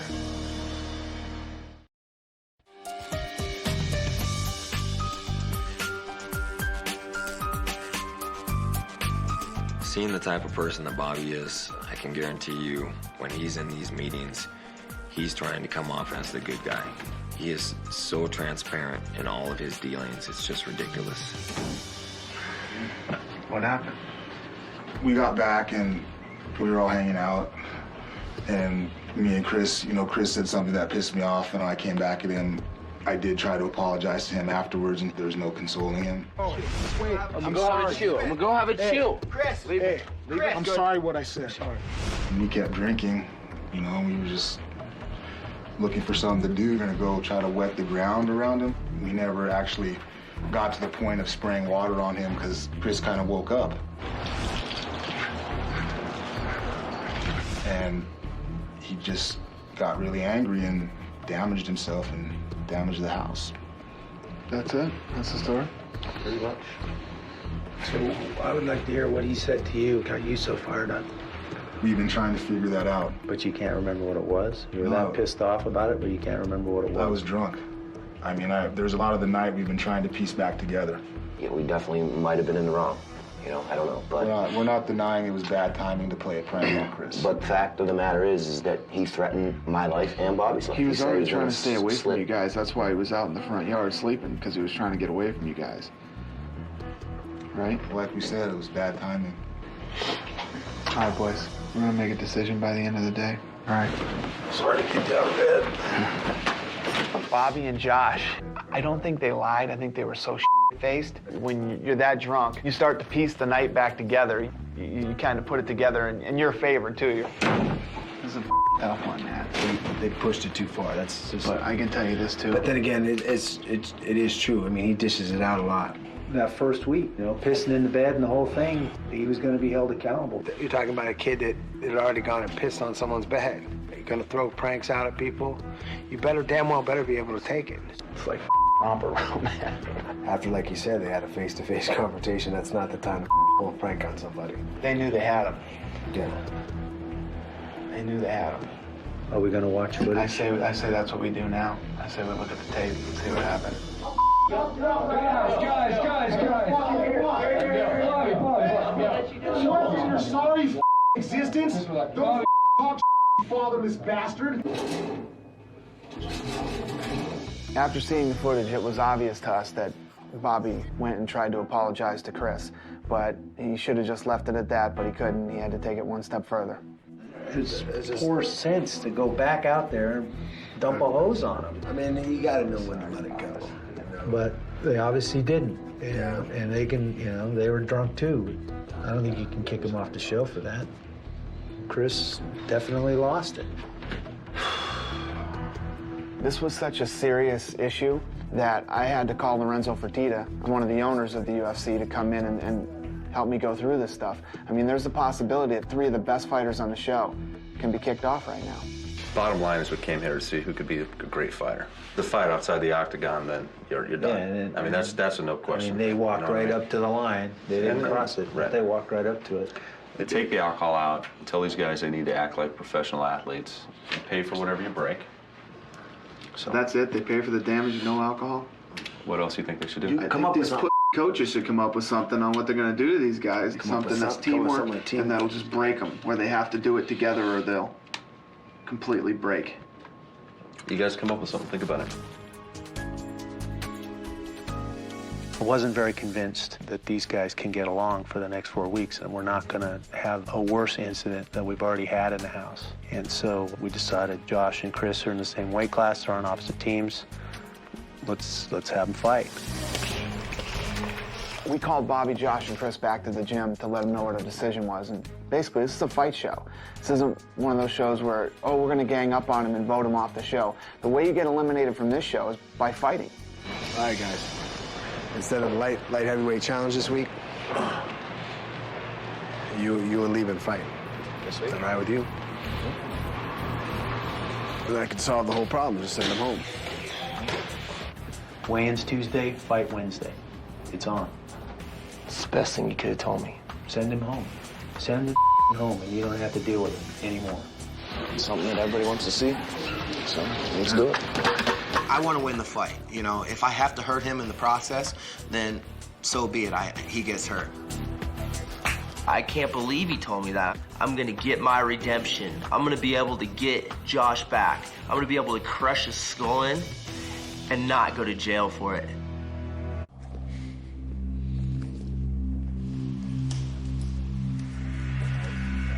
We called all the fighters back to the gym to let them know what our decision was on the Josh, Bobby, and Chris incident that had happened last night at the house.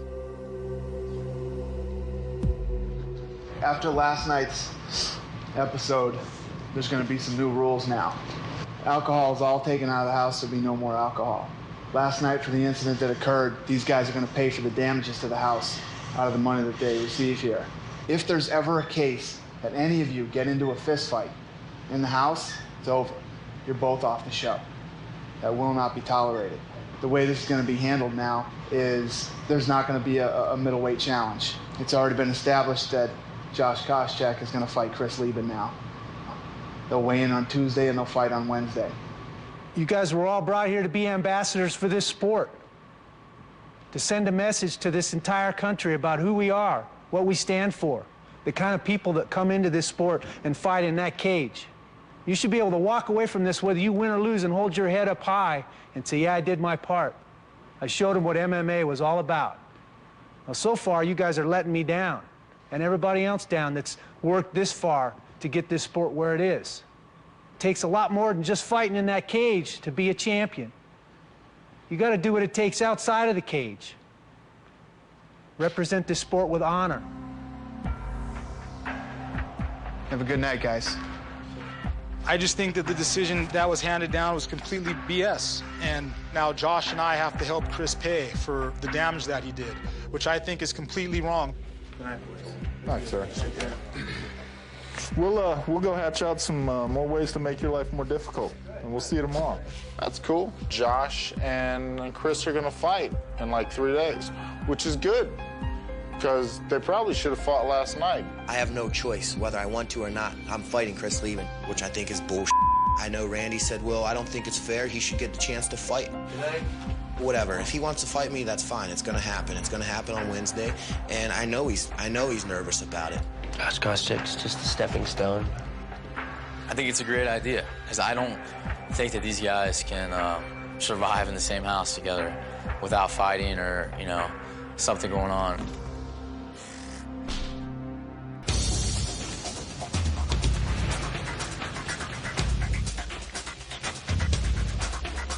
I'm preparing Josh like I'd prepare anybody for a fight. He's getting ready, and he'll be ready for Lieben. I was preparing him for Lieben the whole time, because they've been talking about fighting. He said he wants to fight him, so that's what we're working on. Diego and Kinful have been excellent in helping me prepare for this.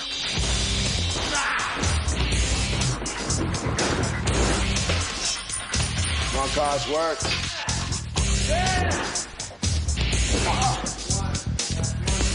Rotate, Kenny. They've been coming at me from a southpaw stance because they're southpaw, and it gives me the same look that I'm going to see on Wednesday with Chris's southpaw.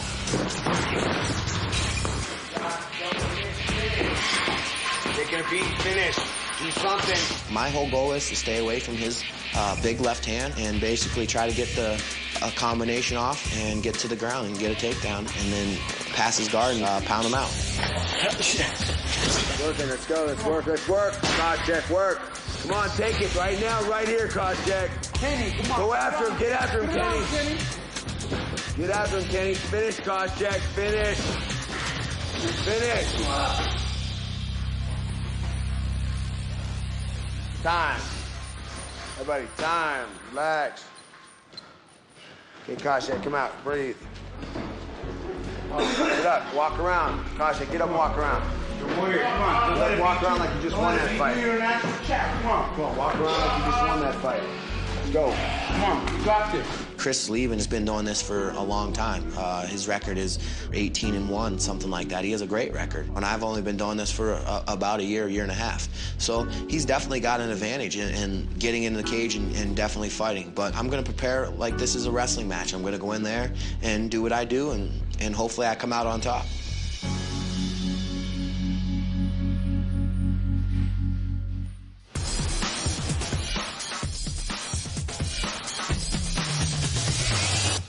Where at? To your forehead? No, right here, someone. No, I'll forehead it. No, not forehead. That's not good enough. Someone here. Don't, guys. Top. Here. No. Ooh, that was decent. Don't. There's been a little tension there, a little drama, a little build-up in the house. That's not really that important. The important is that the monotony in this house full of 16 guys has become unbearable. Boredom has reached an all-new high. He's going nuts. Can't wait to fight. Forrest is really ready to kill someone in the ring. Not literally, but he's really ready to fight. Crazy monkey. Yeah, crazy monkey. One thing you have to understand is these guys have been training together for weeks now. 24/7 living together. They don't get to watch TV. They don't get to read magazines, newspapers, anything. They don't get to listen to music. They're starting to go nuts.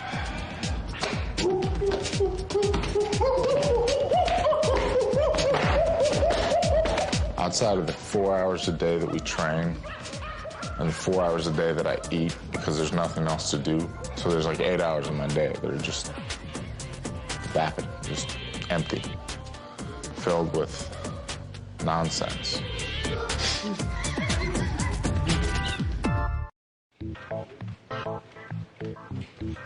My weight will not be an issue. I may be close, maybe a pound. So I'm gonna go get in the sauna for a little while just to maintain and get it down to 185 and 186, somewhere in that range, and go to the weigh-in. I can't do it.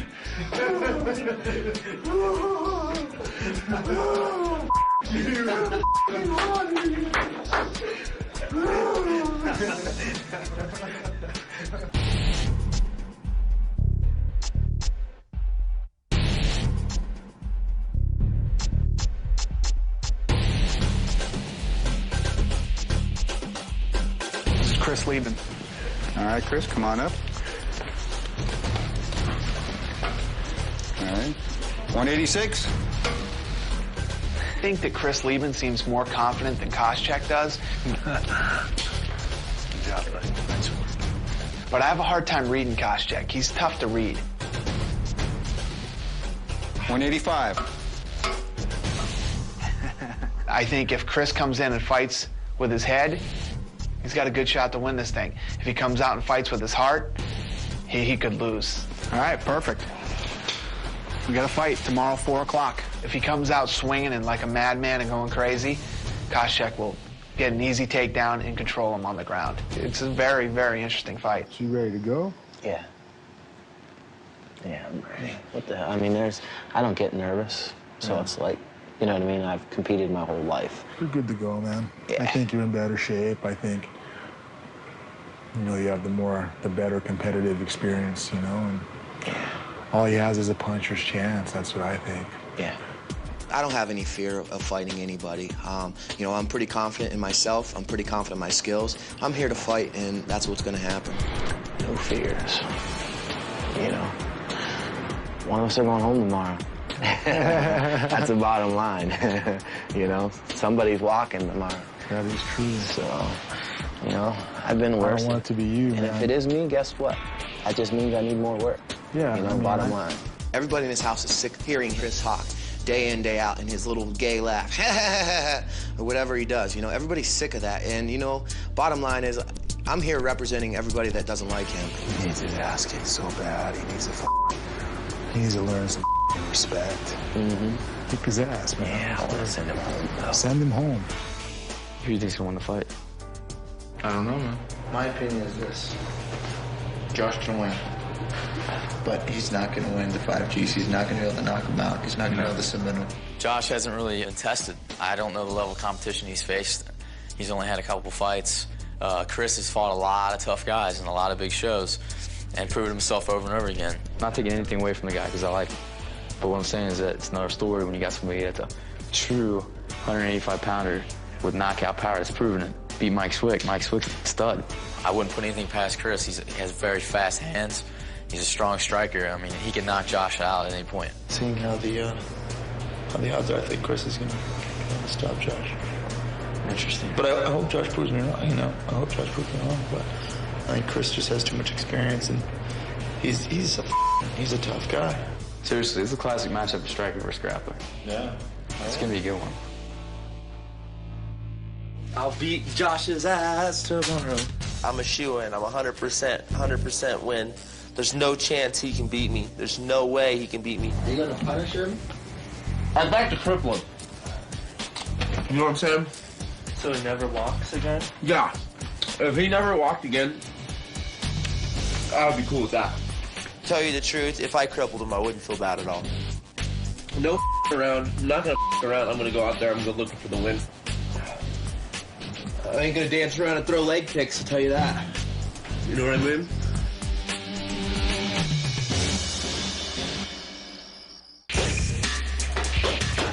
Don't worry about what the he's doing. Keep your defense. He'll close the distance for you with some crazy and you put him on his back. Got him on his back. Don't let him up easy. I want to take the fight to the ground. It may be boring to some people, but guess what? A win is a win. And that's my whole goal, is to get the win, move on to the next round, and hopefully one step closer to the UFC contract. Take it to him. 5 minutes. It's 5-4.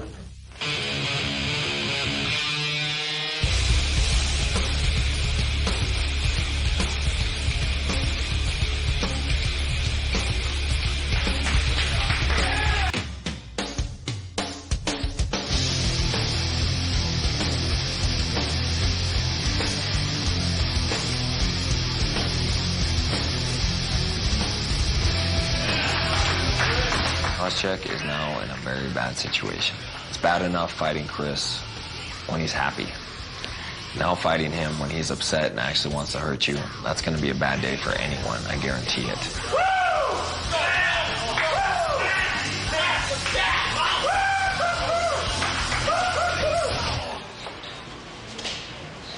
Thanks, Dave. All right, guys, you both got your rules in the dressing room. 2 rounds, 5 minutes each. If it's considered a draw, we go to sudden victory. Good luck, guys. You ready to fight? You ready to fight? Let's do it. Go. Hit it. Nice. Again. Yeah, nice ball. That kid. That boy, just like that. Yeah, nice ball, nice ball. Finish that. Suck it up, finish that. Yeah! Watch your arm. Nice, Josh. Use your feet, girl. Nice. Clean break. Clean break. Up. He's working there. Up. He's working there. Up. Come on, hey. Fight. Yeah. Right. Finish that. Finish that. Finish that. Hit that ankle.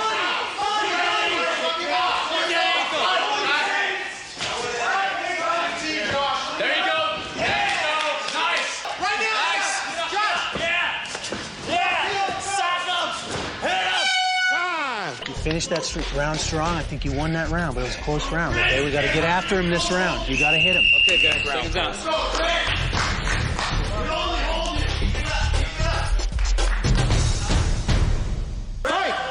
Set the pace.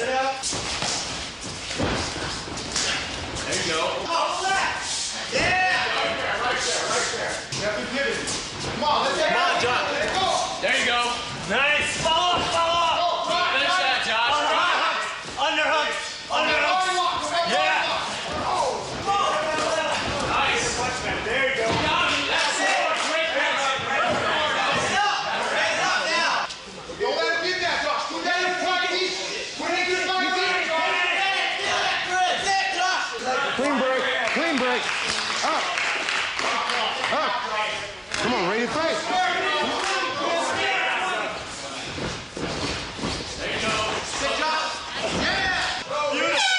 Clean break. Up. Because this fight went the distance and went the full 2 rounds, there wasn't a knockout, a submission, or a referee stoppage. Now it'll go to the judges' scorecards, and these judges were chosen by the Nevada State Athletic Commission. Hey, shot on both rounds, easy. Easy. On both rounds, easy. Good job. Might be going a third one here. Get ready. All right, guys, it was ruled a unanimous decision for Josh Koscheck. That's your ticket home, baby. Next time, why you just gonna hold me on the mat? You didn't hurt me at all. It's a win. It's a win.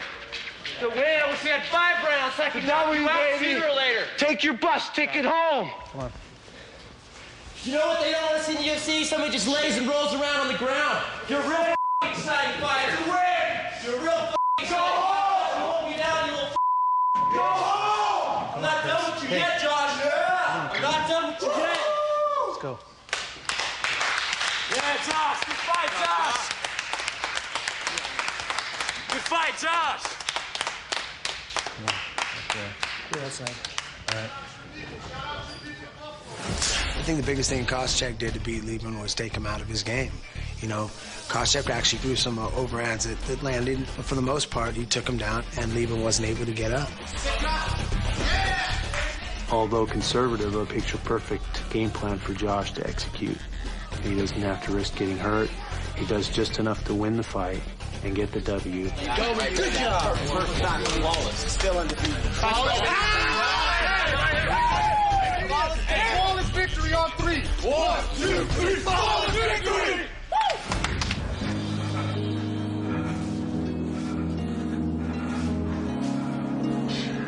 Want to be alone? You want to be alone? Good. I'll be around the corner.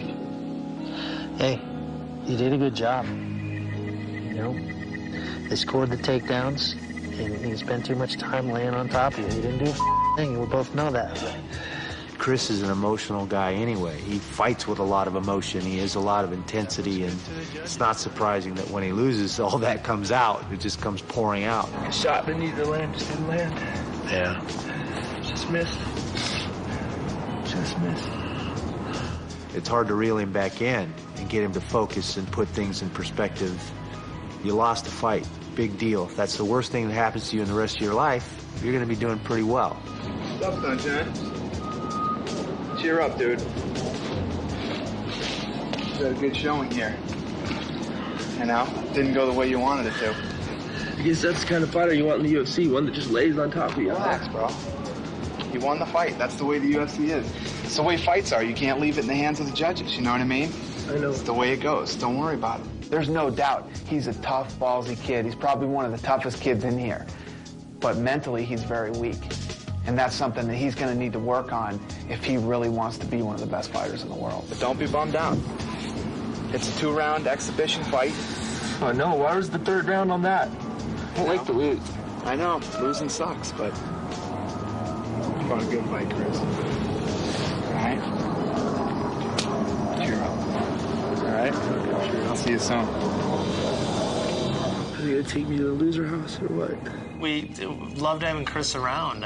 He was a lot of fun and a great guy, and it sucks to see him go like that. Chris doesn't take losing very well, just like most champions don't.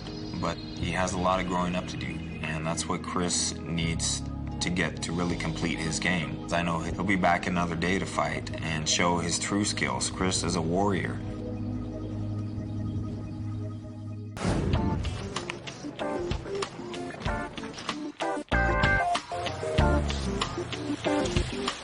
Sam, I haven't really cared for him for day one. That doesn't make him a bad person. Some people you don't get along with. I'm going for my MBA, and then I'm going to Harvard Law, and I don't know how to turn on a propane grill. Yeah, he couldn't turn the grill on the other day either. I know. I had to do it for him. No, you had to do it, and then I had to do it for him the other night, and after 3 times of showing him, he still can't do it. I mean, what a hard. He pretty much knows that no one on Team Chuck Liddell likes him. We've been all very frustrated with Sam. You know, he's been pretty much eating whatever he wants. He really hasn't been so concerned with the weight. Everybody gets around, and we all talk about how evil and smelly he is, and what nice sausage he has.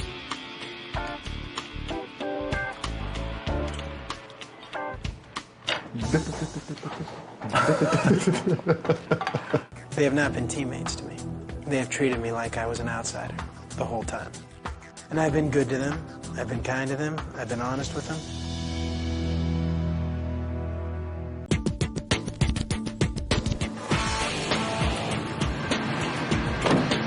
Today we're up for another challenge.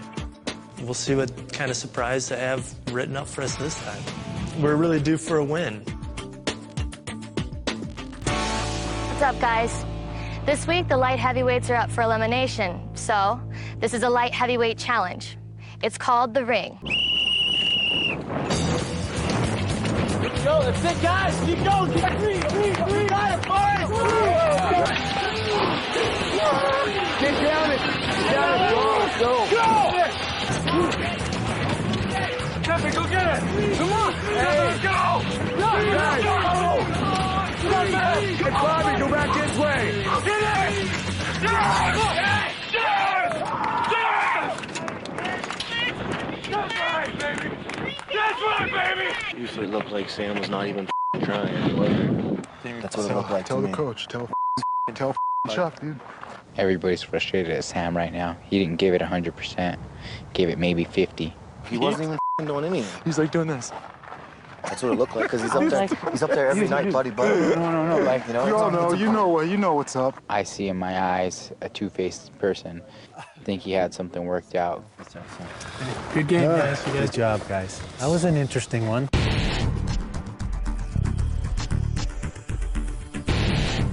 Stephan Bonnar, split decision. No way!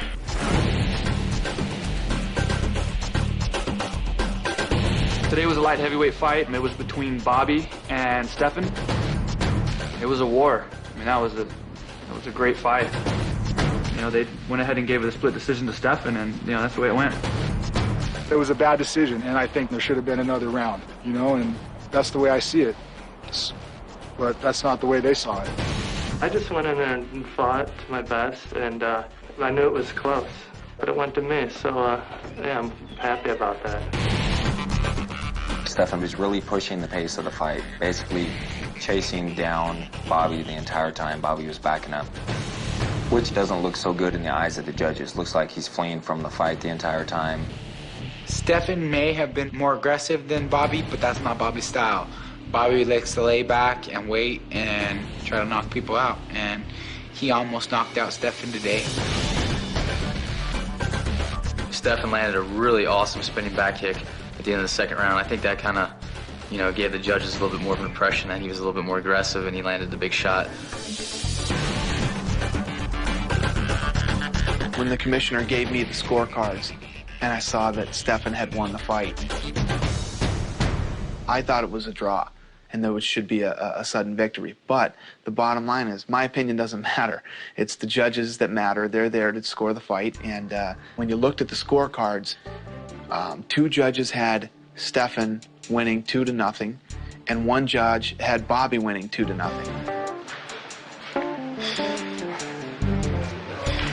That was bull, dude.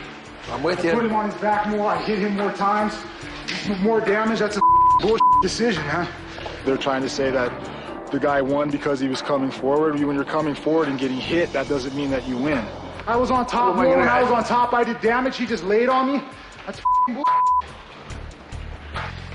I didn't like the decision, but good stuff. Yeah, it's a good fight. Could have went either way, but I wouldn't have been surprised. I'm pretty mad because of the fact that Bobby lost the fight. I don't think that Bobby deserved to lose that fight. He won the fight. He controlled the fight, and Bobby's going home. It's going to suck for our team because Bobby's such a great leader. It gives me hope that I can lose a fight and still win. It's awesome. All I got to do is keep coming forward. I'll win. I got nothing but respect for Stephan. The fact is, he just didn't win that fight. If I had a green shirt on, a pink shirt, a blue shirt, if I had a tie-dyed Hawaiian shirt from 1952, Bob still won that fight. Keep me down. When he was on top, I got up, you know, and when I was on the bottom, I did more damage than he did on top. Bobby was very upset about the decision, so I went in to talk to him about it. Guys, would you guys give us a couple minutes? Oh, man, I don't really want a pep talk right now, please. Too bad. Too bad. It's not too bad. It is it's too not bad. My father. You've been the one bright spot in this whole experience. Quit acting like a psycho, Bobby. That's what you need to stop. I'm acting like a psycho? I'm not acting like a psycho. I'm mad. I'm acting like I'm angry. Yeah? That's all I'm acting like. A psycho is how Lee acts. Somebody who says like, no, Dana, I don't need a pep talk. I don't need one. I don't need a pep talk. And you don't really have I'm any not right here to give you a Then pep why are you talk. yelling at me? You don't have any right to yell at me, Dana. You know, Bobby, then I don't want to talk. You know what? Then I don't want to talk. When I went in the room after the fight, I was just going in to talk to him. And then he starts mouthing off to me about, you know, I don't need a pep talk. I'm not one of his buddies that he's hanging out with in the house. He ain't going to talk to me like that. Because at the end of the day, when this whole thing is over, if this is really what Bobby wants to do for a living, I'm the boss. I'm the boss. It's my way and no other way. End of story, you know? Disrespect me. Have I ever disrespected you? I didn't disrespect you. Yeah, you did. I talked to you with respect the whole time. pep talk. That's not disrespectful? It isn't Have I ever disrespectful. disrespected you? Disrespectful would be telling you, get the out of here, Dana. Have That I would be ever disrespectful. disrespected Don't you? you agree with me? No, I disagree with you. You haven't disrespected me until now. So why the are you going to talk to me like that? I didn't talk to you anyway. I didn't even raise my voice to you. I said it nicely. Dana, No, you said... I don't need a pep talk. Could you please give me a minute? If you're mad or not, you're not going to disrespect me. I've never disrespected I'm sorry you. if you feel that I disrespected you, Dana. That was not my intention. I just wanted a minute alone. That's all I wanted, really. And I don't think that you think that I really tried to do that either. Yeah, I do think that, or I wouldn't be mad about it sorry. now. I am sorry. All right, then. Okay. All right, can we do this like adults? Yeah. I had always wondered why Bobby never made it to that next level. And then now I can see, Bobby freaks out on people. It's complete self-destruction. Bobby Southworth is his own worst enemy. You fly off the handle like you're bipolar. The world isn't out to get you, dude. You left that fight in the judge's hands, and you can't ever do that. Do I agree with it? No, I don't. If anything, I think it was a draw and should have went to a third round. But guess what? It doesn't matter what I think. The three guys that sat around the octagon, that's what matters, not me. We don't ever make these decisions. The judges do. You're a talented guy, And nobody's trying to disrespect you or put you down, all right? Come here. Quit acting like the world is out to get you, because it's not, all right? Seriously. And that's not a pep talk. Dana said I left it in the hands of the judges. I didn't leave anything in the hands of the judges. I did the best I could with what I had, and I thought it was still more than what he had. I haven't fought in over a year. I've come down like 40 pounds since I've been here. Maybe Stephen won, but it took 110% of him to beat 60% of me. Being a fighter doesn't define me. There are a lot of other things that I do in life. If this is going to be a part of my life, then that's good. If not, I'll find other things to do.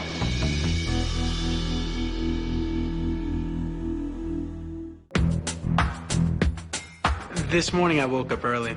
I found out the green team was going to be heading out to hit a run, so I decided that it would be a good idea for me to go ahead and just jump in with them because I figured I would be back in time in order to make it to practice. Well, I'm running around with the green team, and somehow we managed to get lost. However, I didn't have the intent of skipping practice. I told Sam we were working out at 10.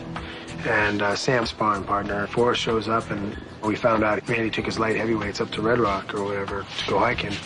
And Sam went with him. Even if he would have gotten back in time for practice, you don't go work out with the other team. It's not a good idea. He's just pushed himself further away from the rest of the group, and now he's probably pissed Chuck off a little bit too. Not real happy with him right now. Well, where are the rest of the guys at, huh?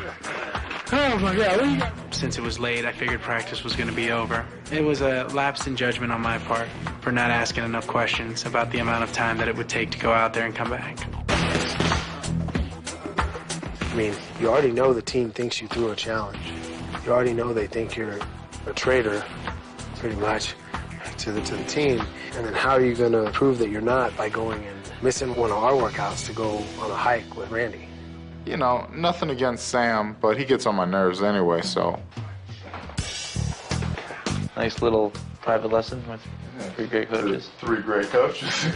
That's why I came. This morning was why I came here. You worked out by yourself? Yeah. Why didn't you Sam? He went to run this morning with Team Couture. You're not joking? No. Wait, are you serious? You're joking. It's the truth. Check says, well, I don't know what to tell you. I guess it's just you. The hell?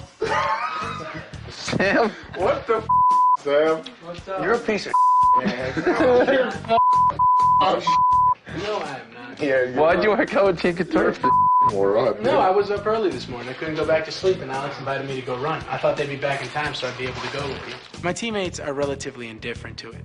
The only person who seemed to have taken this negatively was Josh Koscheck, and really blew it into negative proportions. You're a politician, Sam. Get the No, I'm saying just how it is. No, okay. Sam. You've been saying that the whole time. You're a narc. You're a politician. No, I am not. You. Right now, I think for the next couple days we may be on some rocky ground. But they'll get over it, I'm sure.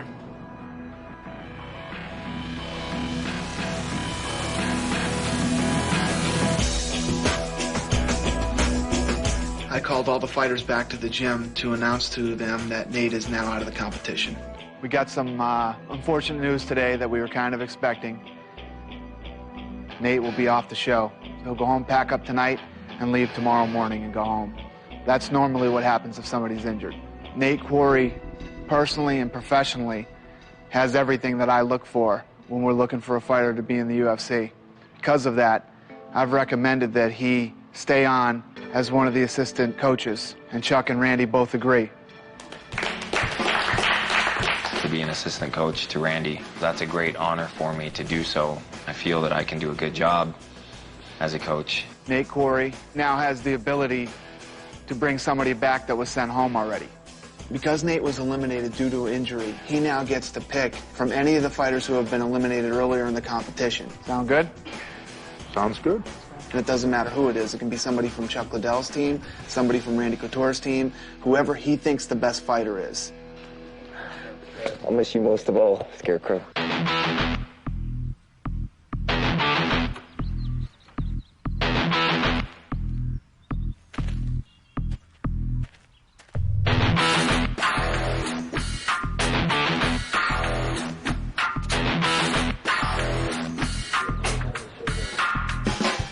Hey, what's up? Gas Smasher. What's up, buddy? I'm back.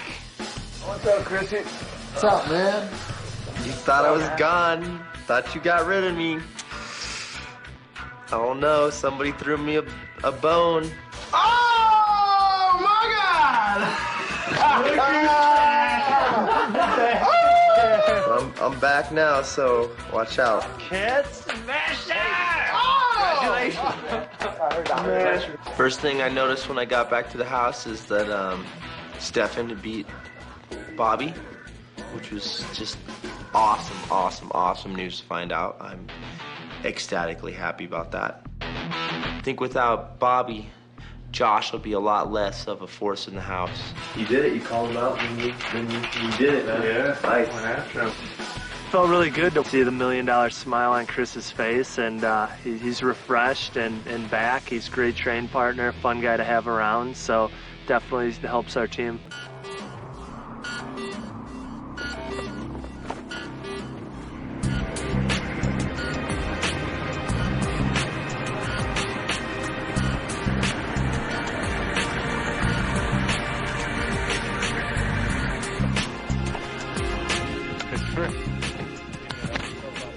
Chris, welcome back.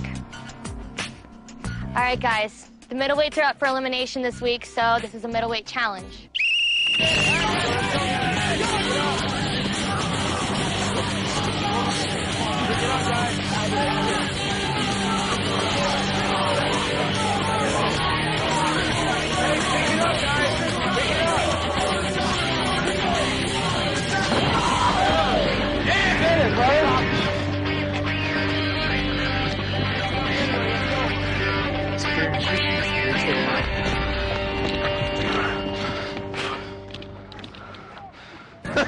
Feels really good to have the tide kind of turned a little bit, to be in charge, you know, be in the driver's seat, so to speak.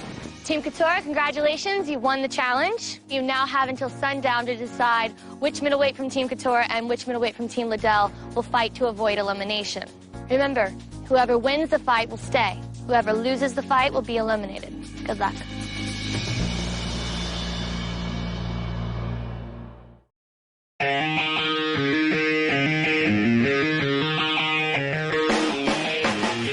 After we won the challenge today, we were rewarded with the chance to pick who's going to fight. So we went to the gym, pretty much discussed it. I think Kenny's a bad matchup for me, just by training with him every day. I mean, they're all three really good on the ground, and that's like my big weakness, so. Right.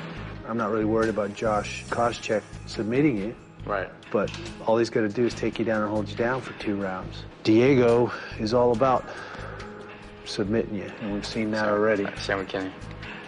This is really a hard decision for us to make as far as who's going to fight. And sometimes you have to fight your friends. but you don't realize how serious it is until that moment comes. It just sounds like she's not too crazy about fighting any of them. How much of the issue with Kenny is the fact that you guys are pretty tight? No, I mean, we're gonna have to. I mean, somebody's gonna have to fight eventually. It's not. I really honestly feel. You don't think you could avoid the takedown? Well, and another thing is because southpaw and with Kenny, like on the ground, he's got the upper hand. Standing up, you said it's pretty even. Yeah. So if you could avoid the takedown, you got a shot to beat him. I mean, I wish I wasn't so beat up right now too. Well, we're all beat up. Yeah. Fortunately, that's part of the game. It sounds to me like you're not viewing things from a logical point of view. No, I've already thought about this a lot. Believe me, I am. All right. Okay, well, the obvious choice is Kenny, the weakest guy on the team, and we think you match up the best against him. Surprising enough, he didn't seem to think so.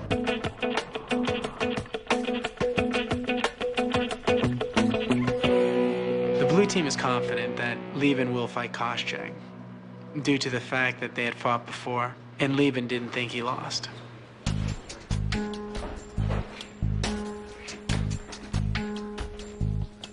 All right, guys, tomorrow at 2 o'clock are the weigh-ins, and then Wednesday at 2 will be the fight. Randy wants to announce who's fighting, so why don't you come up here, Randy? Well, after careful consideration and deliberations, Josh Rafferty. You know, this is a hard decision for me to make because I train with you guys every day. You guys are my best friends in the house. I respect all you guys, a lot, so I picked Diego. That was an insane pick. I would have went after a smaller guy like Kenny Florian, but, he actually didn't want to fight Kenny Florian because they're friends. The weigh-ins are tomorrow at 2, the fight's the next day at 2. Good night, guys.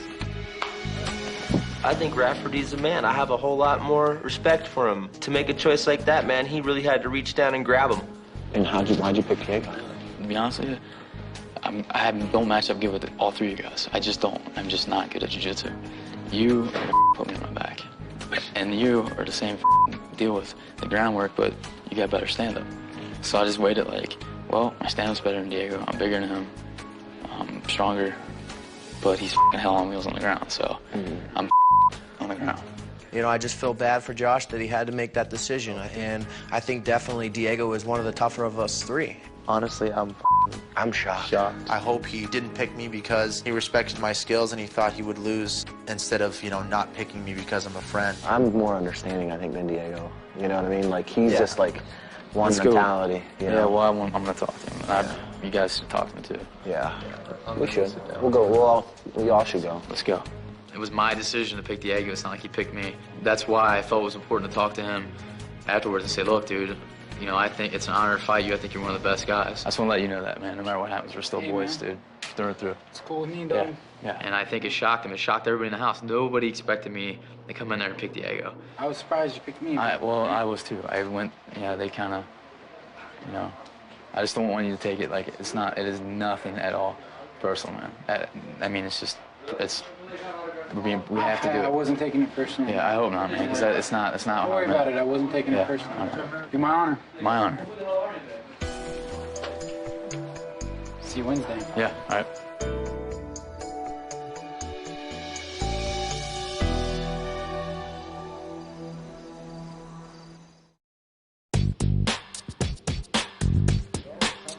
Sam it's hard to read.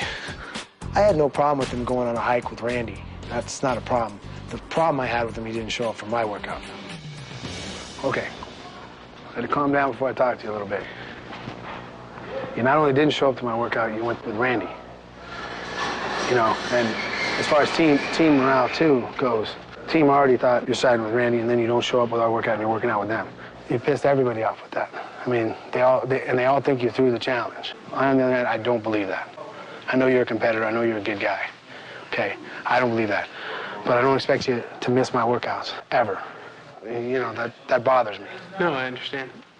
I won't let it happen again. When Chuck wasn't happy with me, I understood. However, I didn't have the intent of skipping practice, but I could tell that he was a little perturbed about that.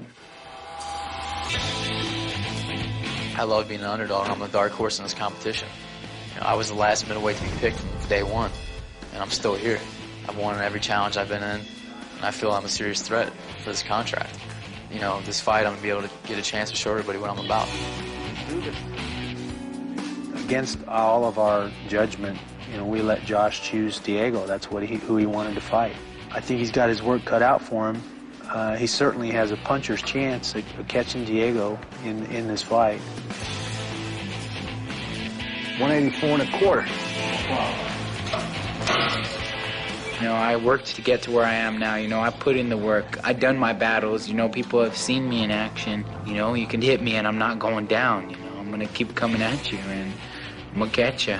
183 1/2, sir.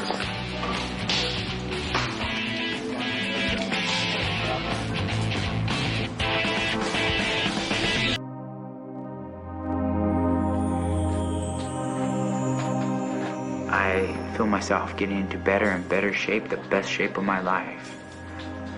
I've never been so strict on my diet. I've never been so strict on my yoga. I am not making no mistakes. I am doing everything right. I honestly believe that there's no one that can stop me here. I've been having problems with my back. Forrest gave me some icy hot blue stuff for horses. I read the directions and it said to wrap the affected area, and so I got the saran wrap and I had Forrest wrap my back, and it seemed to help a little bit around my neck. Sleep like that? What a freaking weirdo, you know? Basically, Diego asked us to put saran wrap on him after he lubed himself up with all this oil. I guess I felt kind of awkward doing it, but, you know, Diego's out of control. Weird. What's this guy? I love this guy.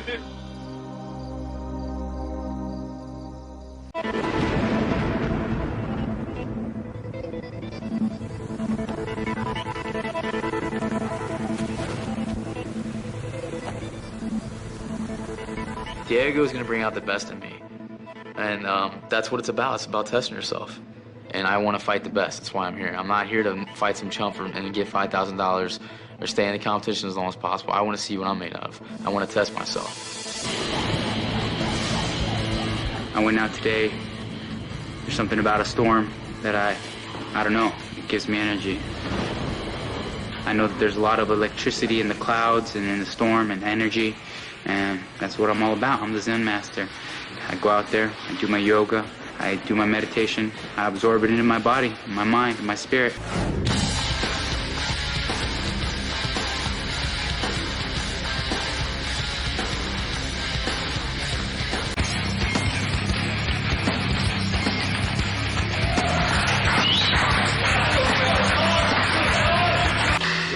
You ready? You ready? Bring it on! Come on! Circle away from me.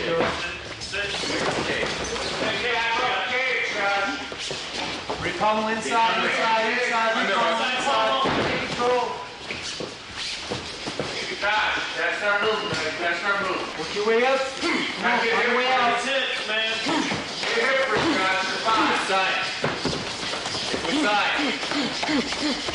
Can't come up. Josh, you gotta get out of there.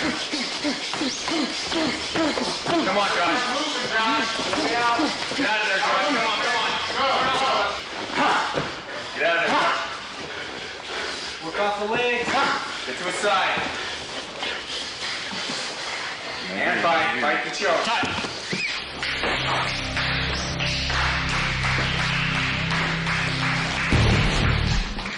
So the first round of the fight, Josh Rafferty didn't land a punch, a kick, nothing. We worked on some strategies with Josh, keeping a little extra distance and making Diego come to him, but he never really got the chance to execute that. And as soon as he got on top, he started a pretty relentless barrage of punches, quickly moved to the mount and continued to punch. And I was actually quite surprised that Josh didn't look worse when he got up. Josh is a great kid. He just needs some work on stopping takedowns and defending himself a little better. Diego went in, did exactly what he wanted to do. He punished Josh Rafferty, which surprised me, because he could have submitted him immediately. You know, I think Diego's trying to send a message that if you pick me to fight, you're going to get hurt.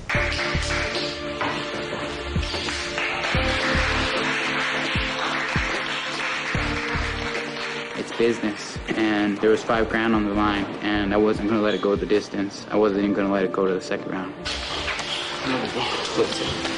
You know, I was here to challenge myself and to see what I'm made of. And, you know, he took it to me today, and he pretty much beat me up. The end result was I need a lot of work. I need to go home and train a little bit more and just get better, because I'll be back. I will be back in UFC.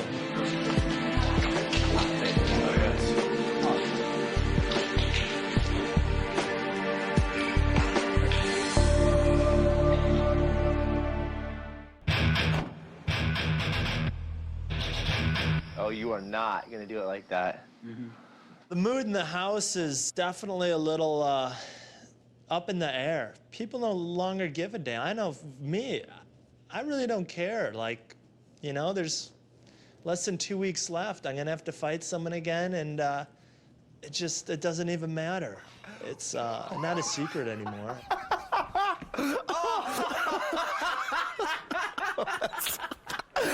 It's kind of a carefree attitude. We're all hanging out in there.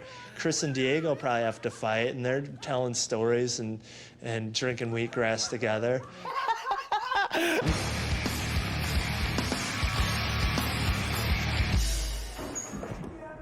Tonight is a day I've been looking forward to for probably a month. We get to actually watch the UFC on a TV.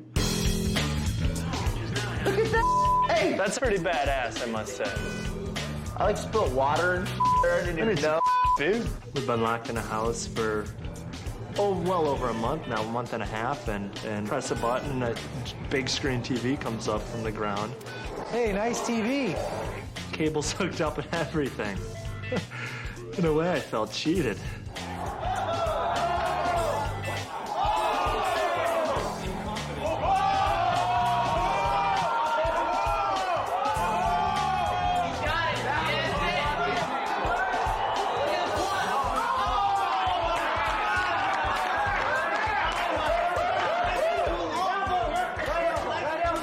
Watching UFC 50 with Chuck and Randy, you hear like their critiques. Yeah. And their coaching and them celebrating and getting excited, and they're just like the rest of us when they watch fights.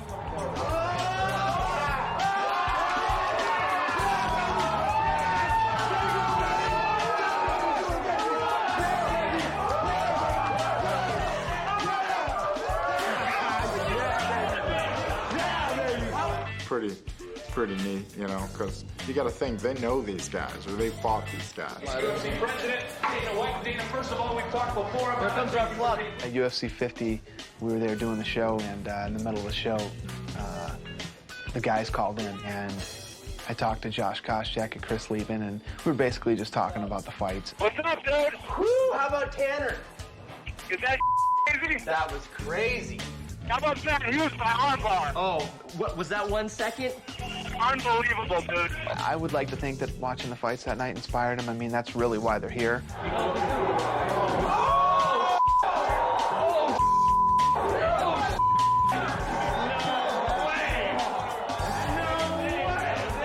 That's where they want to be, and they want to be fighting on the pay-per-view and be marquee guys that are, you know, on the poster and selling tickets and selling pay-per-views. It's definitely the goal.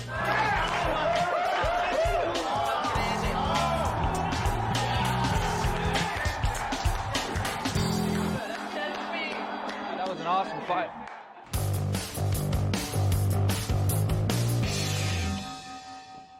Hey guys, this is a light heavyweight challenge called Save Your Coach. Here's how it works. There's 2 dunk tanks, as you can see in front of us. One for Team Couture, one for Team Liddell. In the stairwell, there are 30 cases of UFC water per team. One at a time, each team member must retrieve 1 case of water until all 30 cases of water are placed in front of your team's dunk tank. The winning team will choose which light heavyweight from Team Couture and which light heavyweight from Team Liddell will have to fight to avoid elimination. The winning team not only gets to save their coach from being dunked, but gets to dunk the coach from the opposing team. Good luck.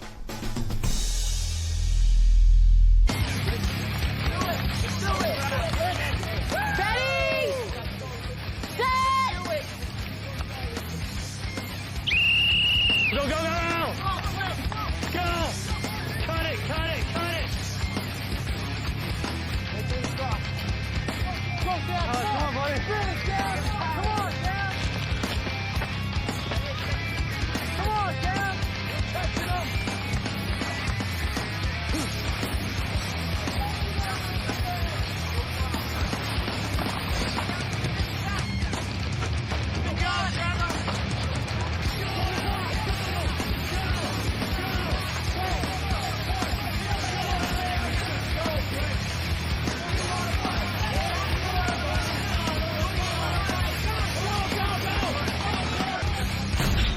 Didn't realize where we were at. And I knew we had one more to go, and I thought they had one more to go as well. And when I slid out, it released and went off, and I was like, I thought it happened by accident. I didn't even see Sam pushing the button over there. Chuck said, hey, Forrest, I'm gonna beat the living bejesus out of you if I get wet today. So I was burning, I was pushing myself, felt pretty good, and then I won, which was awesome.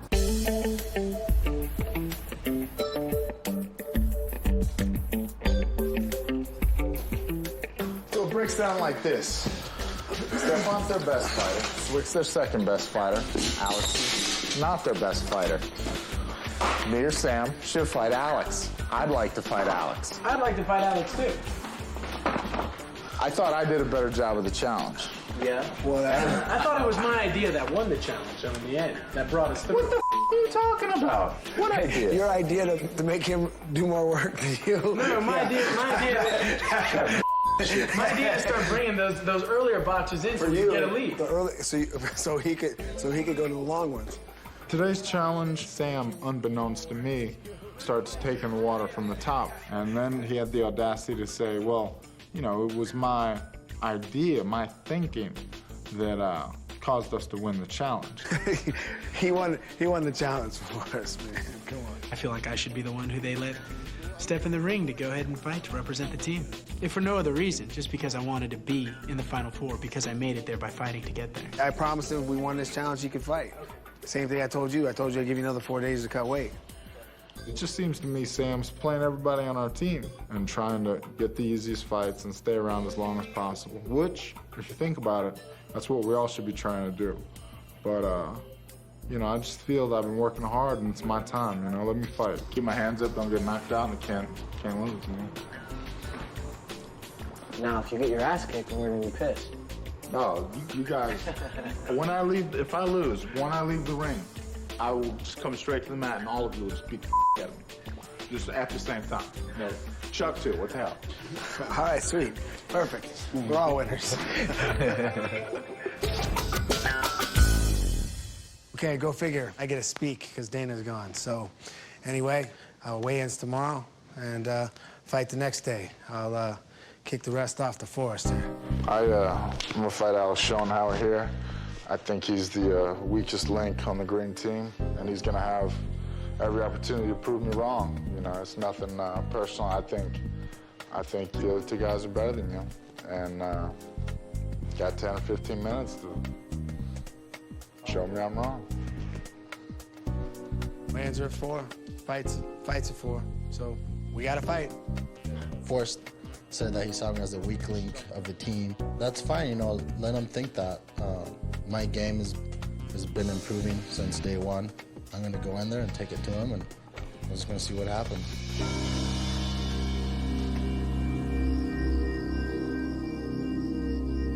Someone messing with me? Did someone go steal them? We had some supplements picked up for us. I dropped them right into my bag. Kenny goes, oh, you bring the supplements in? Can I get a bottle? Oh, sure, no problem. Let's go upstairs. Go upstairs. They're not in my bag. They're missing. Somebody took it, bro. It didn't fall out of your bag. Someone had to take it. I wanted to get to the bottom of this. So we started searching through people's things, you know?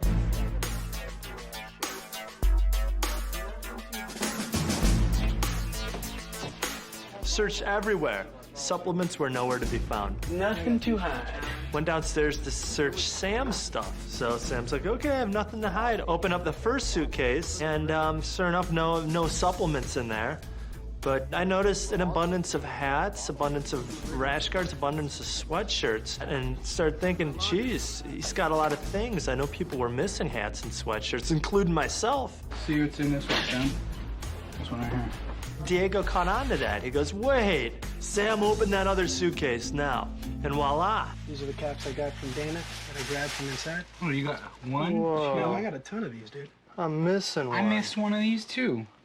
Dude, these How the heck do you got 5 beanies, dude? I got those from Richie's box inside his room. What do you know? He has 5 beanies.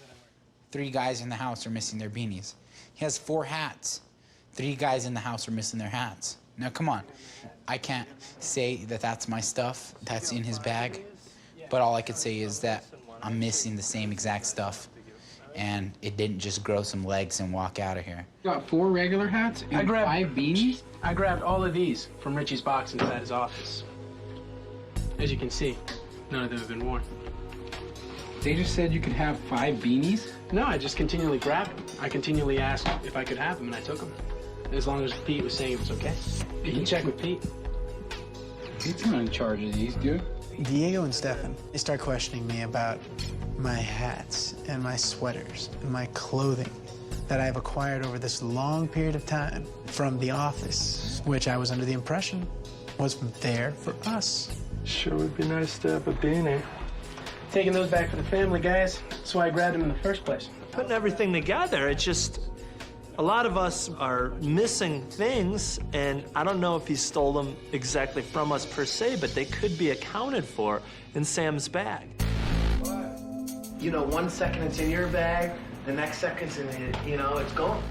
Sam's a thief. Sam is supposed to be this nice, rich, little spoiled brat kid with 10 degrees, but he's a punk. I mean, you can, like I said, you guys want to We did. And the reason I didn't say I have extras or give them out is because I got those from the gym. I did not get them from the guys. And I was intending to use those extras that I had as gifts. Why do you have different size sweatshirts? I got 2 from my sisters. I have 4 brothers and 1 sister. I got 100 cousins. You know, I'm not taking extra stuff for them. You know, it's crazy. I don't get that. You know, do you justify because you have 2 sisters, you can steal stuff? I think there's a thief in the house. I'm not pointing any fingers. It's not fair. It's dishonest. It's greedy. It's slimy. And that's Sam Hoger, I guess. But don't call me a thief, because I'm not a thief, first of all. And I don't appreciate being called a thief. That's a personal insult. I didn't call you a thief. No, whoever is. No, because I think Koscheck here was the one who was saying it, weren't you? Yeah, I said it. So, hey, I'm just telling you, I don't appreciate that. Whatever, dude. I am no thief. That is for certain. I'm no liar. And I cannot believe I was attacked with that. That's such crap. That is such bull. That is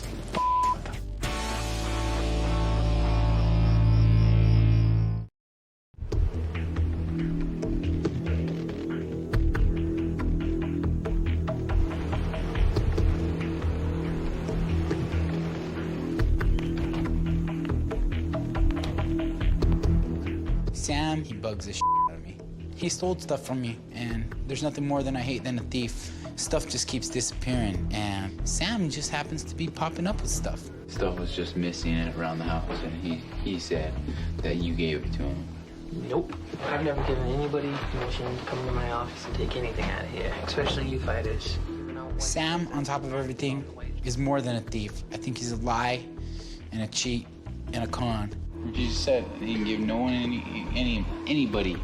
Nobody was allowed to get that stuff. Oh, whenever there was extra stuff in the back, that's where I went. You freaking took that from us. No, I didn't. And technically, Chuck, I don't want to roll with him. I don't want to train with him. I think he's a thief and a liar. I'm not, dude. That's cool. You don't have to worry about me accusing any stuff. I don't accuse people of stuff without proof. Okay. At this point, we're paying care, but I think it's compete. Okay. That's where we'll take it. the impression that I had received and gotten was that most of that stuff was there for us to take. But to accuse me of stealing somebody else's stuff is really low.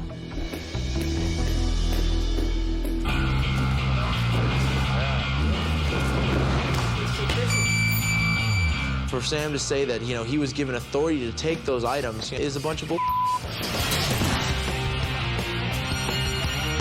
Myself and Chris Leben approached Peter Welch and asked him, did you give Sam authority at any point to take any extra clothing? First of all, it's not my That's not your job. Yeah, It's not my job, and it's not my stuff. What do I have You're to gonna do? give authority. Yeah, that's what I said. I think that Sam stole this stuff because he's a greedy person. I don't think he wants to be a fighter. I think he's here to get some free stuff and to be on TV, and I think that's bullshit. And I think there's other people that perhaps should still be here instead of him.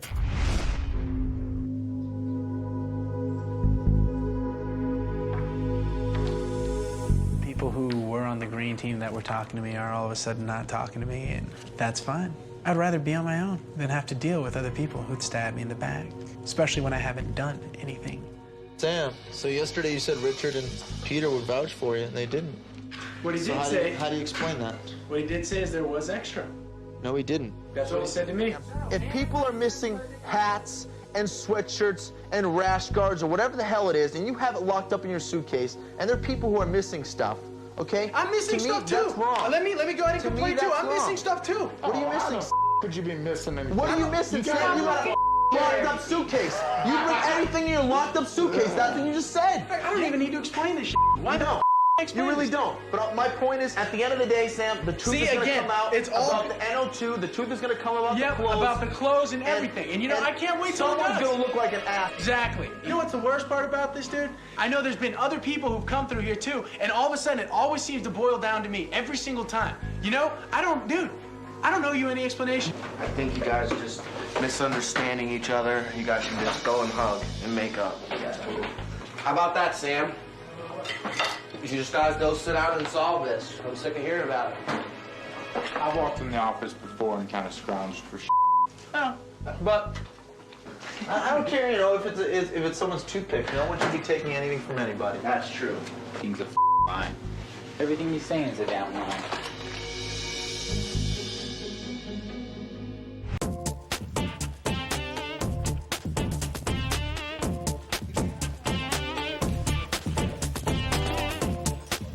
All right, whoever gets undressed first can weigh first. I picked Alex because I felt he was the weakest link. You know, it's not a jab at him. Like I said, you know, if I'm wrong, he's gonna get an opportunity to prove me wrong. 205.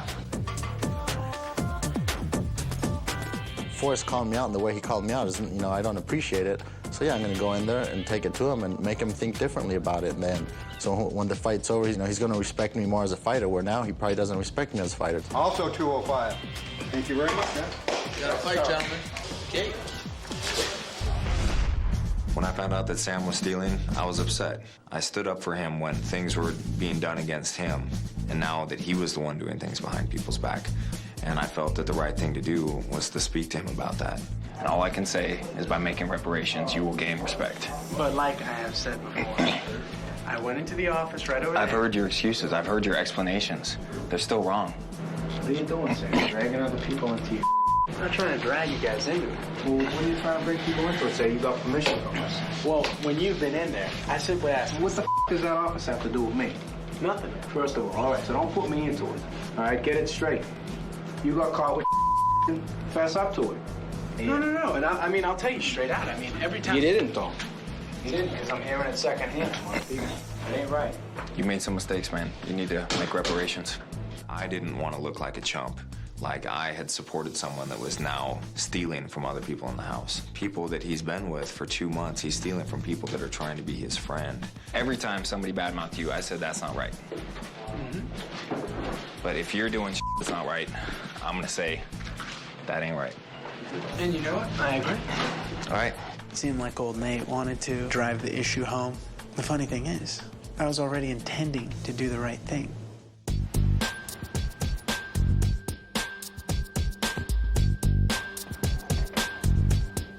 It felt like I was in the middle of a witch hunt. So I'm gonna do what I have to straighten that out. Everybody, for the most part, went into that office and took some of the extra rash guards or hats. So when Richie today said that no one had authorization to grab any of the extra stuff out of those boxes, I decided I'd be the first one to admit that in that case I was wrong. Hey, I got an announcement to make in the living room. And what? In the living room. You're quitting? No, I got it. If you guys can gather everybody quickly, could you get just give me a break? Senator Sam, and it's just like a senator or a politician to deny until the evidence becomes so overwhelming against you and everyone's against you, and then go and admit this much. No, it's still missing. Wait, where's Diego at? Diego?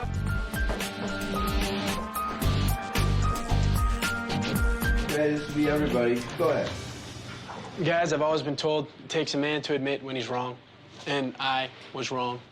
I apologize for grabbing all that stuff at the gym. Today I was told they did not have the authority to give that to me, and I was told that I was wrong in taking it. I put it all in here. If there's anything in here that you guys think is yours or believe is yours that I may have picked up there, you're more than welcome to go ahead and have at it. Anything that's left over tomorrow, I'm going to take to the gym. I'm going to put over there in the corner. I'm real sorry, guys, for this whole confusion and this mess that has happened because of my... Greediness? No, greediness. Again, I'm sorry. I hope it's accepted. So. I'll be completely honest. That apology was an apology for the confusion. Everybody grabbed some swag. The only difference was I grabbed a little more. Sam did save face tonight. However, he didn't admit that he took that stuff without authority. He said there was a miscommunication, there was confusion. Are you gonna have any of this or no? No. No. Seeing him embarrassed and upset like that gave me some type of satisfaction. However, it would have been nice to really get 100% complete admission to what he did.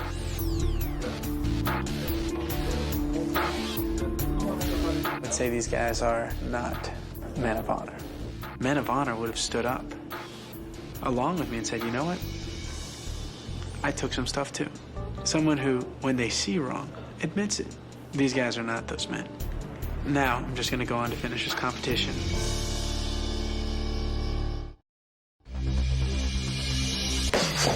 I've trained with Alex a lot, and I have a gauge of what I think he's got, but when he gets in that ring, he might have Tito Ortiz's strength all of a sudden and start slamming me on my head. Until I get in there and I see what he's got, I don't know what he's got.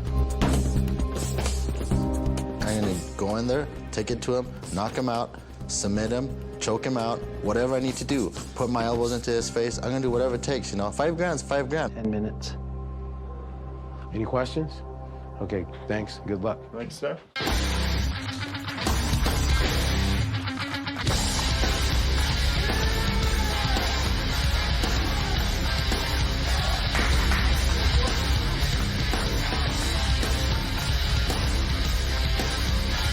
Forrest, that kid's a workhorse. He's got good stand-up, his ground is good, he's a well-rounded fighter. He's a little nutty. He's in phenomenal shape. I think Alex Schonauer is going to be in trouble.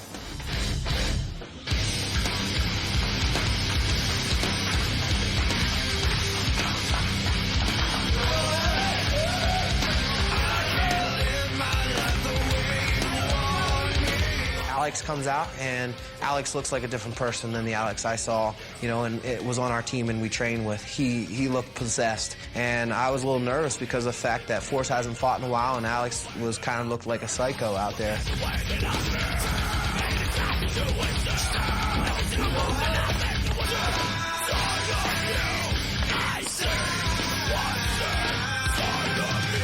All right, gentlemen, you know the rules. 2 5-minute rounds. If the judges scored a draw at the end of the 2 rounds, we go to final victory. That last round will decide who the winner is. Good luck.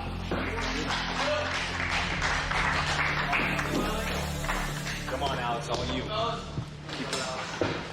Are you ready to fight? Are you ready to fight? Let's do it.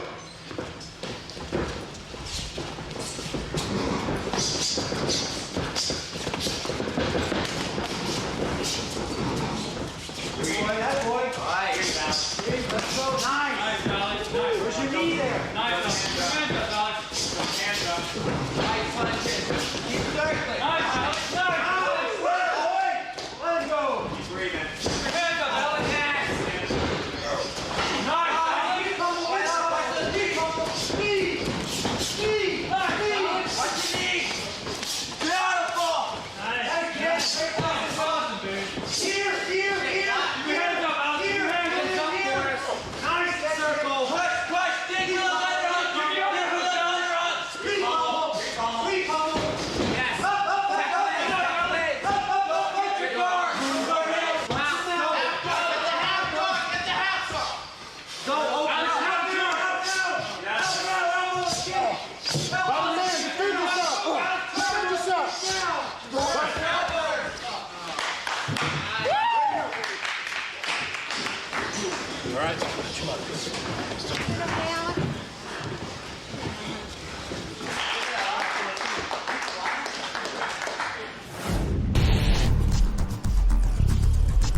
I'm really shocked at how the fight went. Alex came out with a barrage of punches and was just letting his hands go. He caught Forrest a few times and even cut him. It was a smart game plan. That's exactly what he needed to do.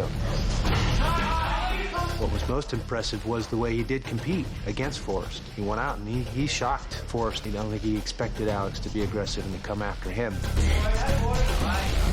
Alex got Forrest off guard a little bit. Alex, he's not afraid to strike. He gets out there and goes after it. But when he gets on the ground, he just didn't have enough skills there yet. It was a good fight. Forrest got the takedown on me, and I just didn't fight it strong enough. And when I was down on the bottom, I tried to come out a couple times. I was taking pretty hard shots, and I just couldn't get out. Once Forrest regained his composure, took his time, got him down to the ground, got side control, then mounted him, and then it was over after that. He started raining punches down on him.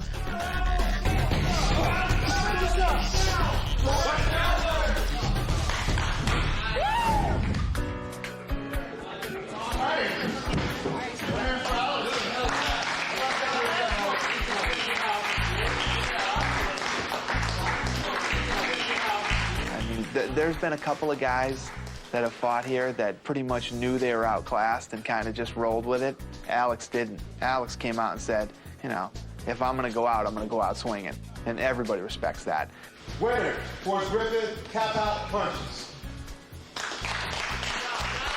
You don't see too many guys come in a situation like this and beat the hell out of each other and then pick each other up and give each other a hug and shake hands, and, you know, they're still buddies. And Forrest definitely epitomizes that attitude of mixed martial arts. He's a gamer. Next time, I'll circle. I'm going to do it next time. Welcome to the UFC, Alex. Alex Schonauer, he showed Forrest at this level, you're going to be a tough guy. You're going to be a true warrior. And he brought that game out there. And in turn, he also made Forrest bring his game, but showed the determination that these two warriors had in their hearts to meet in the ring and leave it all on the line so that one person would walk away with the victory.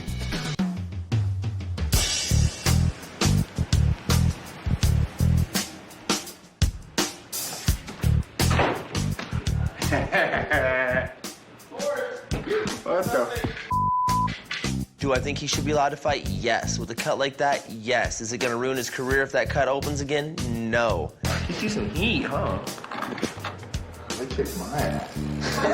Everybody was like this. Everybody was like, Alex? Someone possessed Alex. Alex, he was fighting a good fight. Beat the shit out of me. Elbow snaps. I hyperextended my right elbow in the fight, trying to throw a big haymaker and missing. And they said that it's probably all right. You know, I need to quit being a baby and whining about it, tough it out there, but. Popped. Threw your arm at Man, what the I just. Got a call, you know, that we have to go down to the gym today. We just knew that something was going on. You know, it was just like, oh, man.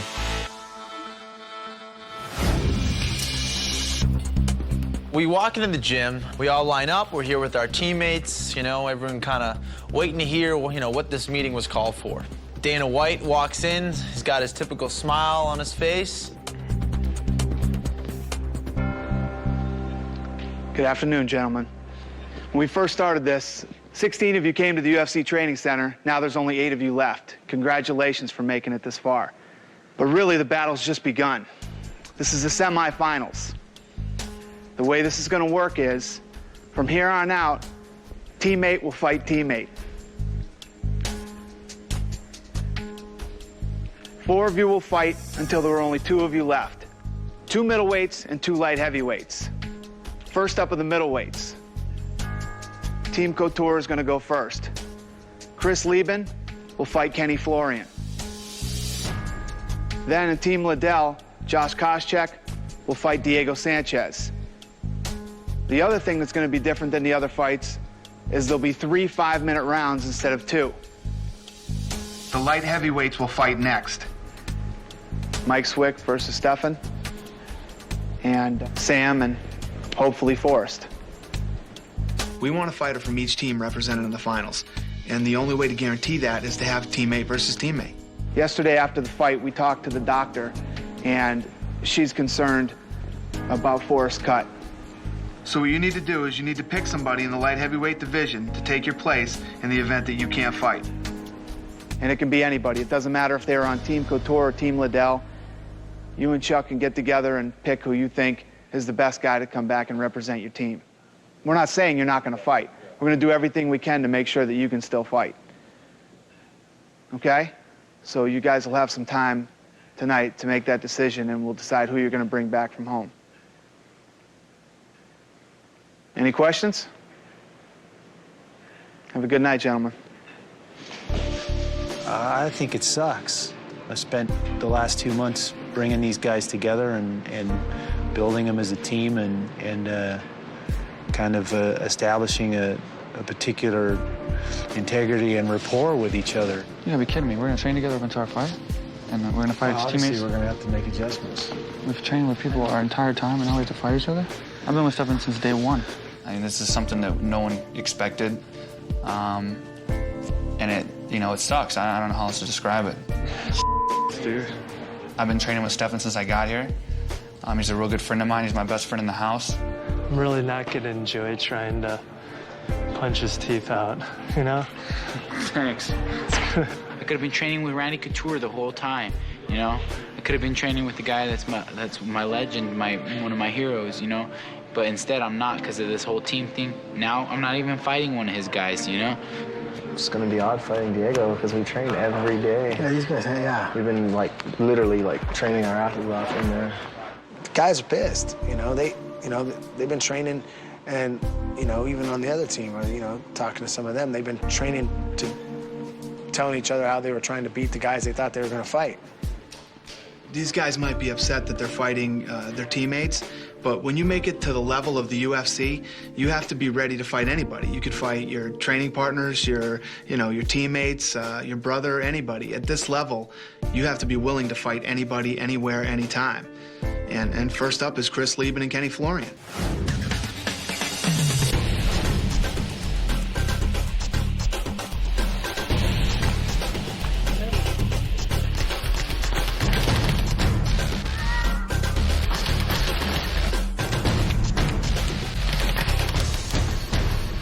You know, Chris, I'm serious now. I thought you were, I didn't really like you very much before. Serious. No, not. I thought when you weren't drinking, you were a cool guy. But I didn't get to know you very much. When you were drinking, I thought you were a prick. I don't think there'll be any hard feelings. I think we're gonna have a freaking war. Seriously, I got to know you and I like you, man. You're a good freaking kid. And whether he wins or I win, you know, I think we may both be going to the hospital, you know. Out of all the guys I thought would be the spaz, you know, guy I hate to train with, would be him. But he's one of my favorite guys to train with. Just the other day, I made a statement. You know, it's good. You know, since we're both left-handed, I show you a bunch of cool stuff. This is how I said no. He's a cool guy. He's on my team. Really don't want to fight him, but only thing I want more is a contract. So, I'm sorry, Kenny, but I'm gonna have to put the stamp on you. Well, yeah, no doubt, man. It was great training with you.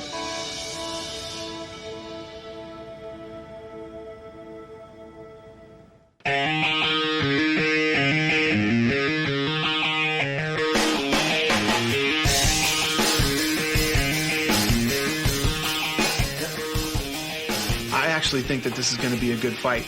Don't let the first fight with Josh Koscheck fool you. Chris Lieben is a very, very tough kid. He hits hard, he's nasty, and I wouldn't want to be the first one fighting him coming off a loss like that. On the flip side, Kenny Florian is a very tough kid, and you cannot underestimate him at all. He's the kid that really isn't even supposed to be here. I saw him fight in a small show, and the only reason I went to watch it was because of the kid he was fighting. He was 23-2, very well known, and he was supposed to be on this show. And the fight was an absolute war. I was so impressed with Kenny that I went in and asked him after and invited him out, and now he's in the semifinals. You ready, Mr. Ratner? If I learned one thing from my fight with Josh, it's never put the fight in the judge's hands. Want to go first, Kenny? Steven's almost undressed. Go ahead, Chris. He's a very dangerous opponent, and I'm going to have to try to keep him in my element as much as possible. Just be patient. Okay, the weight's 85, 86. Come on up. Yeah. I'm a little bigger than Kenny. I think that's an advantage for me. That's an advantage on the ground. When he latches onto a submission, you know, he's not going to have the strength to finish it. 186.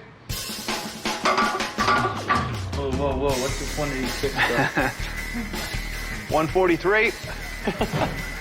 He's much lighter here. I have the upper hand when it comes to submissions and being on the ground. And I know I have some surprises for him on the feet as well. 182. 182. Now? Yes, sir. Thank you. Still 182. He's technically a better fighter than me. But I'll tell you one thing, I'm bigger, stronger, tougher, and sure as hell a lot meaner than him. Hey, 2 meals, couple waters. You know, it's going to be a hard-fought win, and I just need to kind of clear out the mess and really, you know, stay centered on my goal and what I need to do, either submit him or knock him out. Yep. Got to fight tomorrow, 4 o'clock, boys. All right?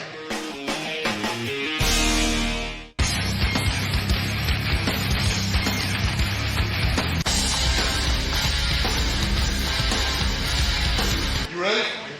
You ready? Let's get it up. Come on. Let's go, Kenny.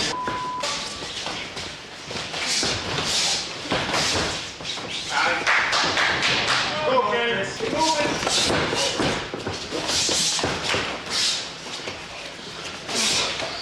Push off the bench, Kenny. Yeah, let's go. Get working, Kenny. Good boy, Chris.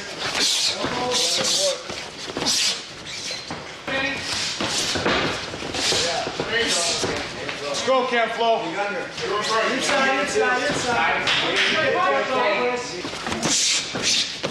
Come on, Kenny. 2 minutes, Kenny. Good work. Come on.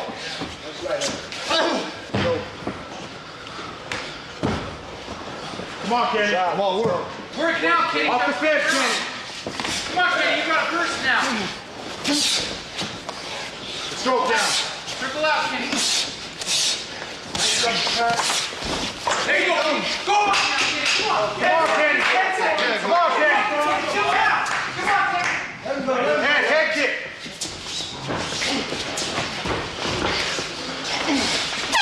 When he starts lunging after you, starts running towards you, you can land that out. You land it a couple times good. You ready? You ready? Let's get it up. Come on.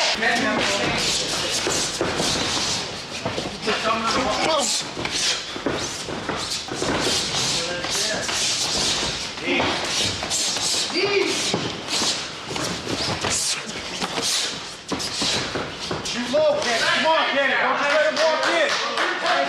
There are a lot of ways to take it. Get him down, Kenny. Let's go. Nice. Knee. Come on. Work your clinch, Kenny. Come on, Kenny. Nice. Yeah, shoulder, Kenny. Shoulder, Kenny. Left shoulder, stop the foot. Left shoulder, stop the foot. 2 minutes. 2 minutes. Nice. Go.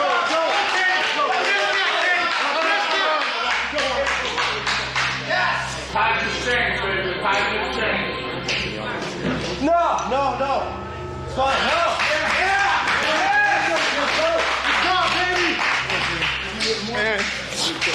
Sorry, I didn't know. No, man. You're the champ, buddy.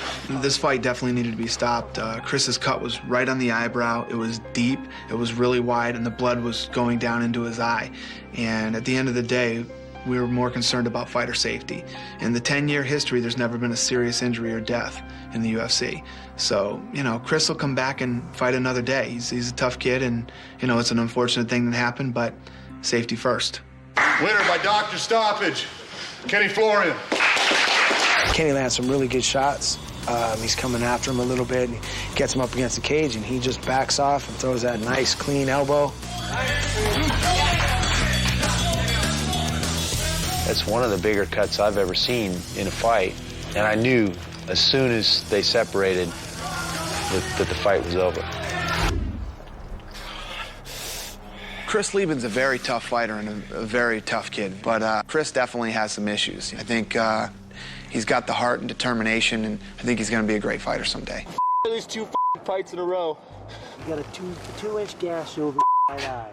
You need to let him take care of that right now, all right? And so kind of getting him to settle down, let the doctors evaluate his cut, and getting him to come back to reality and put things in perspective took a little while. And his identity and personality is not contingent on whether he wins. And I think the sooner he realizes that, the better off he's going to be.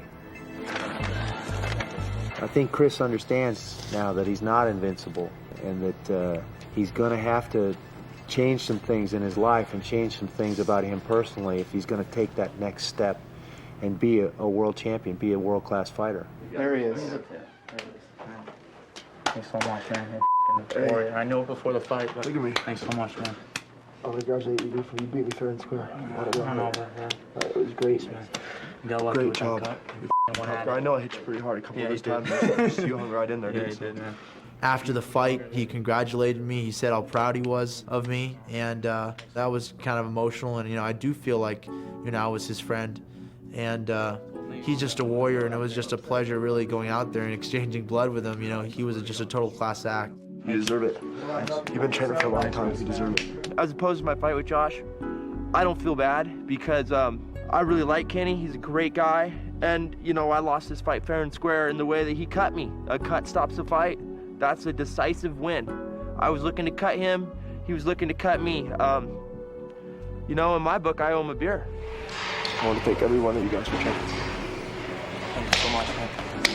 I think of all the guys that walked into this training center, Chris Lieben has probably matured more than any of them. He's going to walk away from this win or lose with a new dedication and a newfound spirit in who he is and what he's capable of. Gee, Christ, Kenny. I'm calling you Ginsu, though. And adversity always brings change. And he's definitely been through some adversity in this process. You sharpen those things? I put it in the pencil sharpener. See, it's those bony guys you gotta worry about. This isn't even close to the end of it for me. Wasn't too good in school and I really can't dance, so I'm here to stay.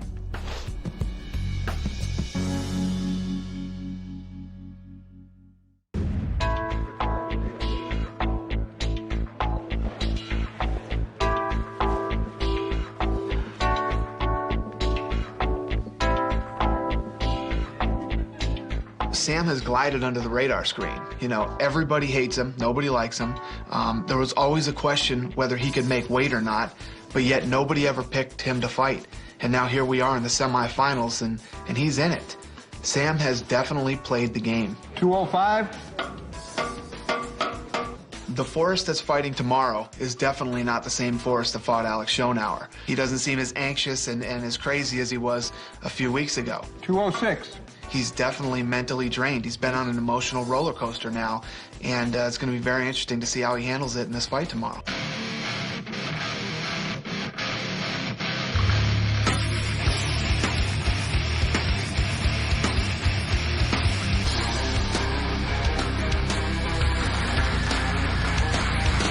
You ready? Are you ready? Let's get it on. Come on. Nice. All good. Nice. Working for us. Yeah. Working. That's it. Yeah, beautiful. It's a drop for us. Nice. Out there. Yeah, beautiful. That's what we want. You heard it. That's what we want. That's it, Forrest. Beautiful. Beautiful movement. Nothing on that. There's nothing on that. Nice. Oh, nice. Work up against the fence, Forrest. Right. Yep, over the top. Over the top, Forrest. And keep going. Keep going. Clinch. Clinch. Yes. Keep coming. You're hurting it. Let's go for it. Yeah. Nice. Dirty, Sam. Finish strong. 10 seconds left. Let's go. Combo. Throw a combo. 10 seconds. 2, 3, 2. 5 seconds. 5 seconds. Come on. Keep coming. Keep coming. Strong. Finish strong.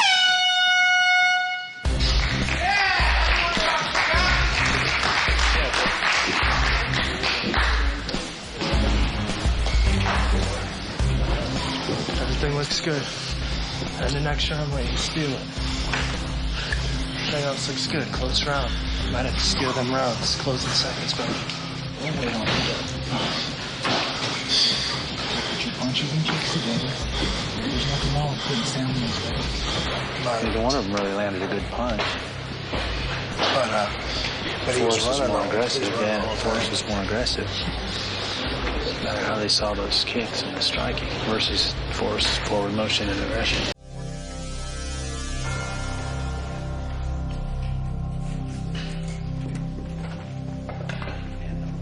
Here we go. You ready? You ready? Let's get it on. Come on. Yeah, beautiful. Beautiful leg kick. Right now, right kicks. That's it. Let's go. Let's go. Bad chest, man. That's it. Bad chest. Hook off that, Forrest. Hook off that. Where's your hook? Let's do it. Let's do it. Yep. Take it to the clinch. Yeah. Put it down. Run low. Fire. Fire. Come on, let's go. Fire.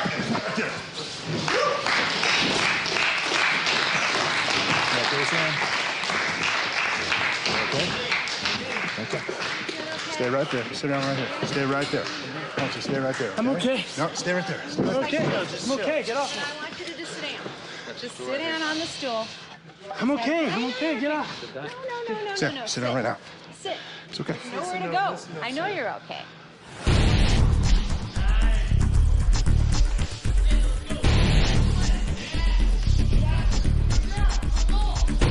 I thought Forrest would have came at him more in the beginning, and Sam does a pretty good, decent job of winning the first round.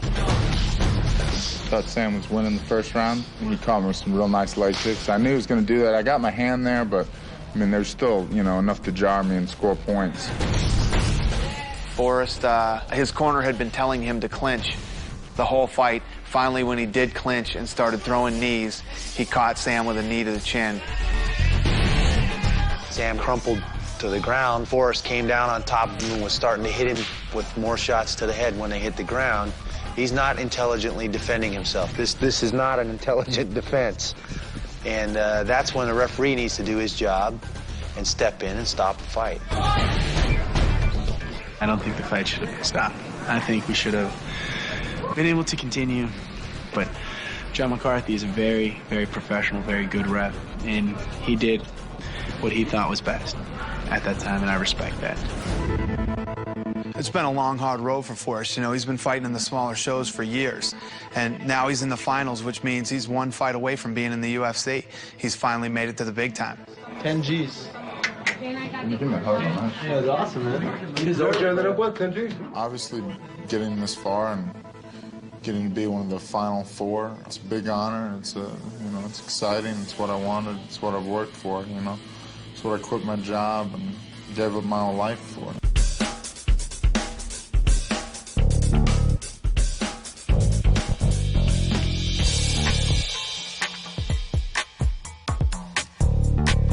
This competition's coming down to the wire now. There's only one more fight now to see who will face Forrest Griffin in the finals, and it's Stephan Bonnar and Mike Swick. They're up next.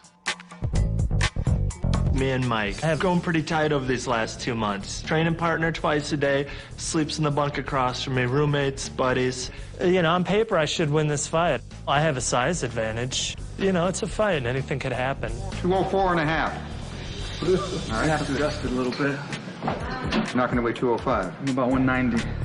This is the biggest fight of my life, and this is the biggest opportunity I'll ever have. I'm one fight away from making it to the finals. And I feel that if I beat Stephan, there should be no excuse for me not winning this entire thing.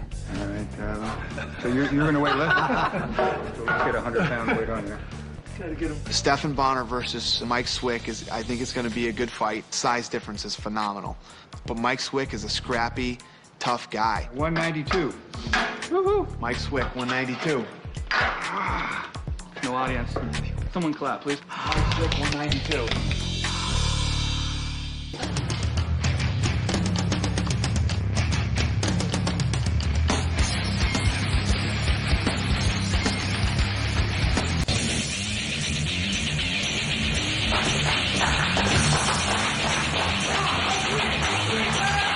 Are you ready? Are you ready? Let's get it on. Come on. Nice, Stephan. Circle. Circle to the left. Yes. Stay on it. Stay on it. Stay on it. Stay on it. Stay on it. Grab the wrist. Grab the wrist. Yes. Stay on it, Mike. Grab the wrist. Stay on it, Mike. Grab the wrist. Grab the wrist. Grab the wrist. Yes. Grab the shoulder. Mikey. He's going. Come on. Okay. Cross you up and strike, Mike. Good work. Good work. Good work. Keep it going. That's it. That's it. Work for it. Sit up. Sit up. Watch the sweep. Sit up. Stand up all the way. All the way. Step that arm back. All the way. All the way. Watch your arm, Mike. Turn your arm. Turn it. That's it. Circle around. Yes. Face him. Face him. Step it like those. Face him. Yes. Keep going, Mike. Yeah. Keep going. Break him down. Break him down. Come on, Mike. Break it down. Break it down.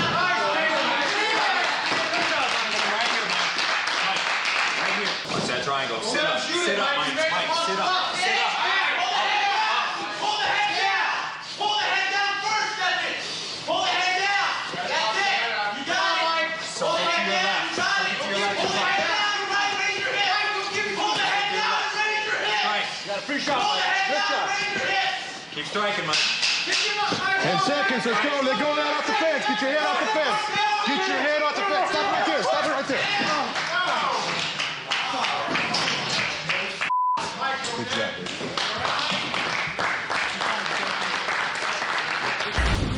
I was reasonably sure that Mike had the guillotine choke tight and that Stephan wasn't going to be able to get out of it. And when he finally rolled him over and I could see Stephan's face and then I started hearing Stephan making the gurgle noises, I realized how tight it was and that he was very close to winning the fight.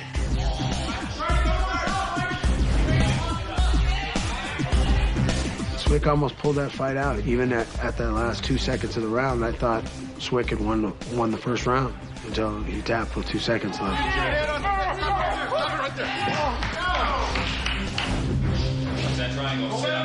Mike and Stephan went to the ground. Mike had the top position. Stephan slides his foot up around Mike's neck and catches him in a submission, which is called a triangle choke. It's very hard to get out of. As he starts to apply pressure by sliding his foot down and putting it behind the knee, he catches Mike's own arm and pushes it up against his neck and actually starts to choke him. 10 seconds. Let's go. They're going out off the fence. Get your head off the fence. Mike's corner starts yelling to him, "You've got 10 seconds left." So Mike's just trying to survive for the last 10 seconds, which it looked like he might have, except his arm was hanging out there, and Stephan grabs onto it and gets him in an arm bar and starts to crank it. When you get caught in an arm bar by a big, strong guy like Stephan, you have to tap out, even if there's 2 seconds left, or you're going to have some serious damage done to your arm. Winner by armbar, Stephan Bonnar.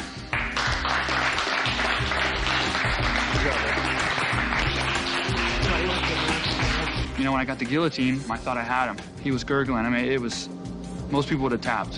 Hey, you did a great job there. You were winning. Yeah, I was able to catch him at the end of the round. And I'm kind of glad it ended that way because 2 more rounds, we probably would have pounded each other's faces into hamburger meat. Good job, Mike. And this journey's been a dream come true. It's the best thing that's ever happened to me for my career. I'm going to be in your corner for the final. Yeah, I want you there. Thanks, man. I'll be there for support you. Thanks. Yeah, thanks very You much. better win this thing since you beat me. Friday morning. You better win this thing, dude. We're not done, man. We're not. Oh, we're done fighting. Mike Swick's a young guy. He's a great athlete. He's a great fighter. He'll be a monster at 185. It's the end of a road, my friends. Oh, man, the good stuff. Mike Swick, my hat's off to him. He's a great guy. And he definitely, at middleweight, will be a force to be reckoned with. This is a green team. On the plus side, after it was over, even though I lost and I was upset, I was, I was happy for him. You know, he gets to go to the finals now. Congratulations. Thanks, man. I need to fight people I hate. And I have no doubt in my mind that Stephan's going to make it, and he's going to win this whole thing at 205. Ready?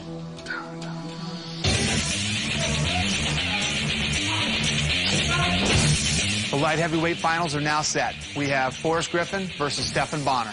All comes down to me and Forrest. And, man, I'm going to beat him senseless. The thing standing between me and what I wanted for the last 6 years to fight in the UFC is Stephan Bonnar. It's going to be an up-down, all over the cage type of battle. There's a little blood, you know, people like a little blood. It makes it interesting.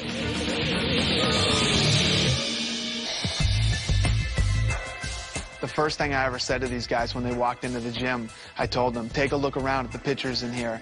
There's Hall of Famers, legends, and some of the greatest fighters that have ever fought in the UFC. And 2 of these guys that win in the finals will actually be on the road to possibly someday be a legend or Hall of Famer themselves.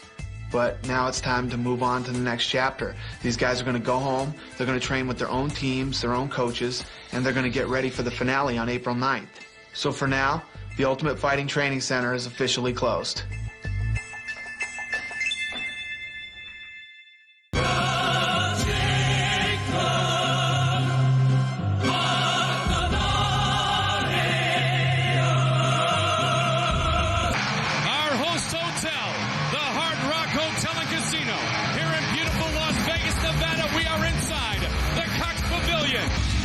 Staying this week at our host hotel, the Hard Rock Hotel and Casino. Diego Sanchez, you saw Kenny Florian.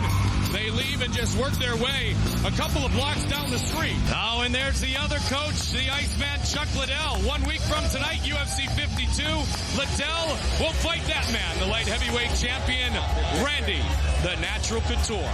But first things first, the mental state of these newcomers, because these tonight, Joe, are the brightest lights Diego Sanchez, Kenny Florian, Stephan Bonner, or Forrest Griffin have ever played under. Well, for that matter, it's the brightest lights any mixed martial arts fighter in North America fighting on television has ever seen. Millions of people watch this fight. Far more than any UFC pay-per-view ever. Far more than any mixed martial arts pay-per-view all over the world. This is a huge event for mixed martial arts in America and the UFC in general. A last opportunity to wish good luck and good fortune to Diego Sanchez, one of the middleweight contenders.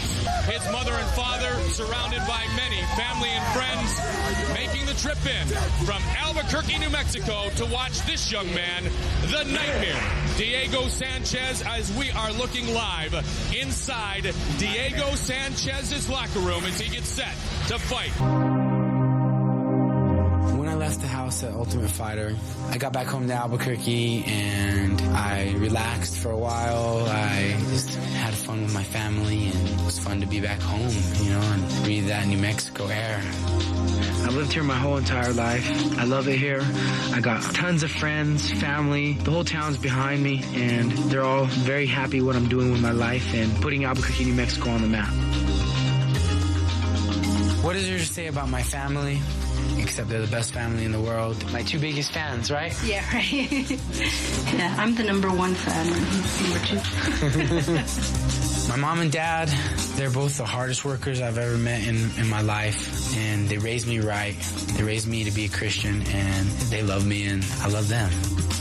My normal training routine when I'm home here in New Mexico, I got real tough guys to work with that are most of them are all bigger than me and very skilled and they know the way I work. Nice, back in, down on the guard. Especially my trainer, Greg Jackson. He's brought me up from the start. 4 weeks out and you're looking this good. 4 weeks out and looking this good. This is the best you've ever looked. He knows how to finally tune me to get me ready 100% mentally, physically for the fight. You don't get weaker as the round goes on. You get stronger, Diego. After I left the show in Las Vegas, I came back to my hometown in Boston. The Red Sox had just won the World Championship. I was back home and ready to train for the finals. Right now, I'm training probably 2 or 3 times a day. My brother, Keith, who's a Brazilian Jiu-Jitsu black belt, helps me with my Brazilian Jiu-Jitsu game. My boxing coach is Peter Welch.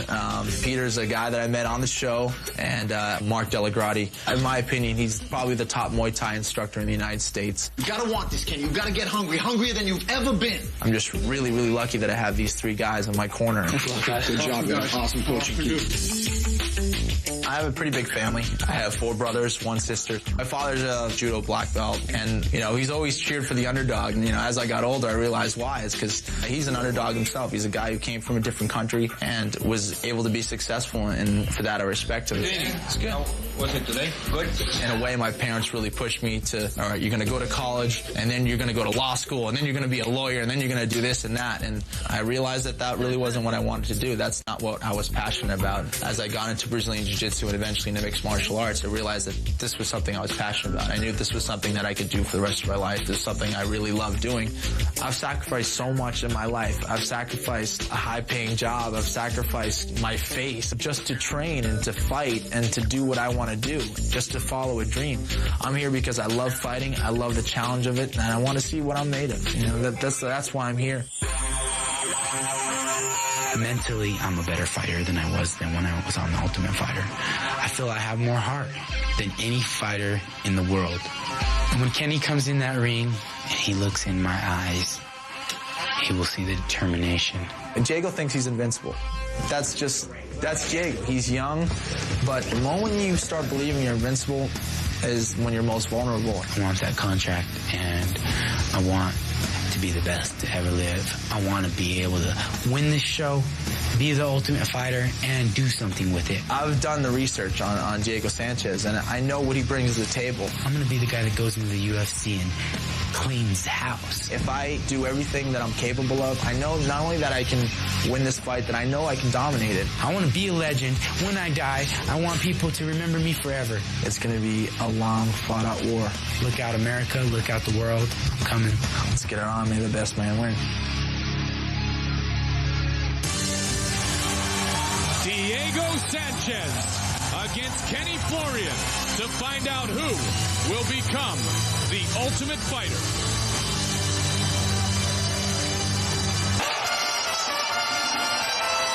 Diego Sanchez coming into some traditional mariachi music. What an interesting character this guy is. Oh, yeah. Likes to do yoga, likes to train in the rain and thunderstorms to absorb its energy. Really believes he's destined to do this. And like you heard him say earlier, when he dies, he wants people to remember him and talk about him forever. Diego Sanchez, just 23 years old, 5 years younger than the Boston boy, Kenny Florian. Ken Florian!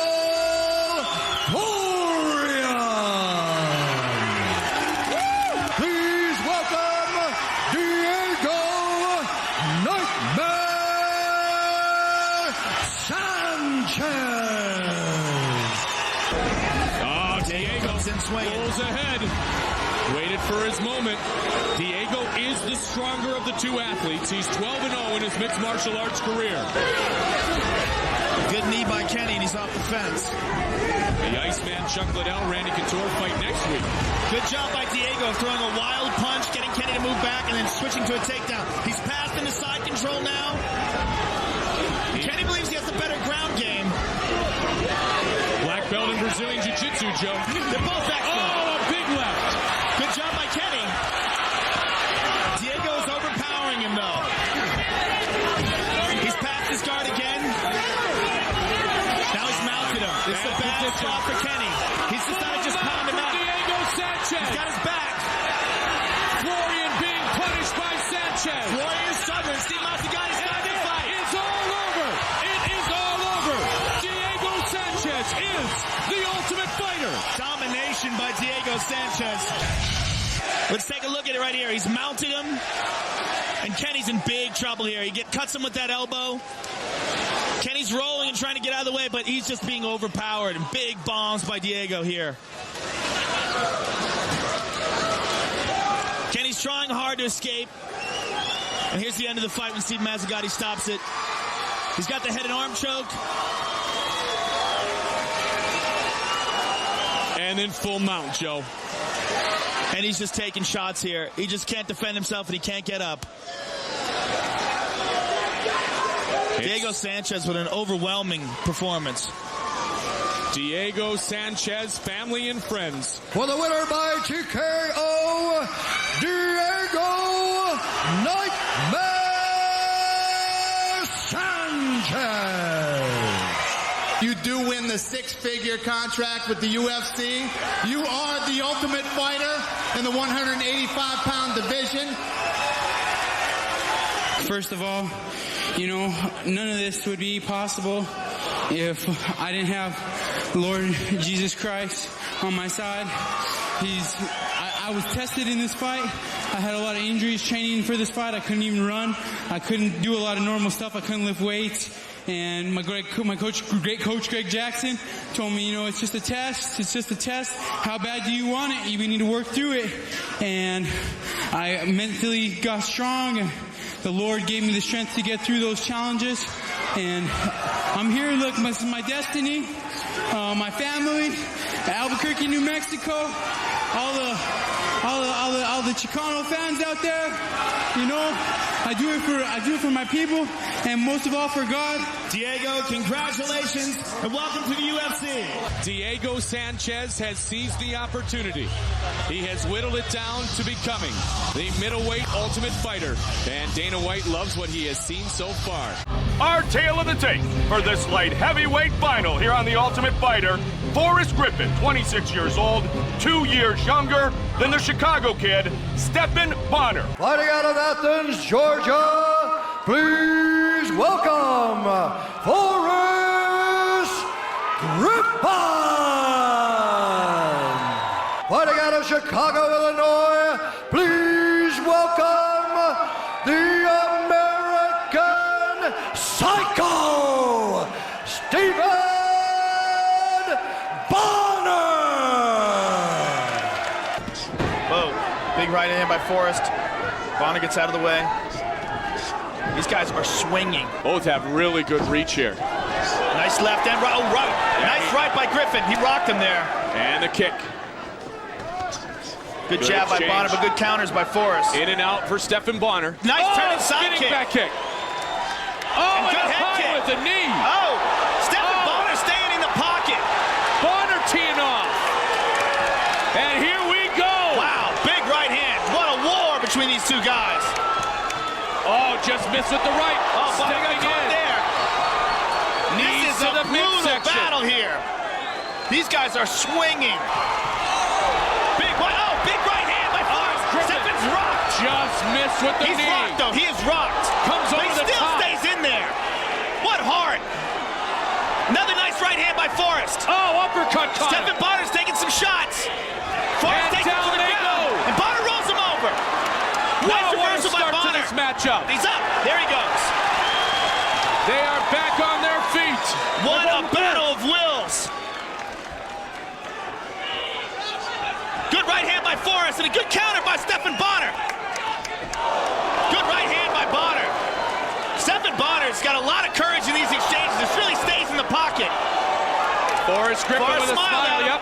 It's got a little cut under his right eye, Joe. And then when they clinch again, Forrest trying to go with the uppercut. Comes over the top with the right. Nothing happened to that, though. He blocked it. How long can they stay at this pace? Both these guys have been rocked. This is an incredible round.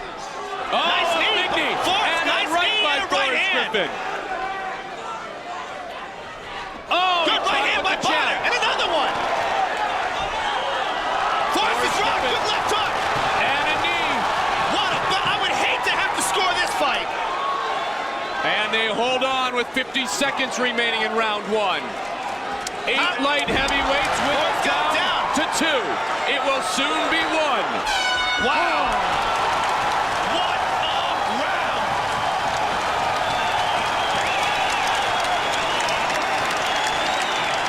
Wow. Forrest Griffin put all of his belongings in an 8x10 storage unit to try to beat Stephan Bonnar and become the Ultimate Fighter. Stephan Bonnar gave Forrest what he wanted. He punched him in the mouth so Forrest could figure out his game plan.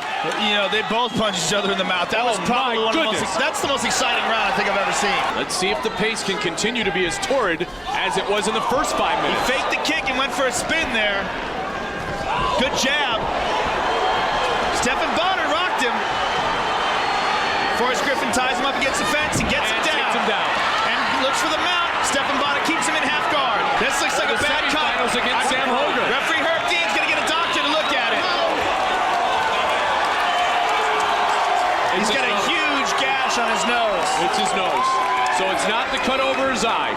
And that has had a lot of time to heal. And look, still, Forrest Griffin just smiling. And Stephan Bonnar going toe-to-toe with Forrest Griffin. I would really hate to see the fight stop because of this.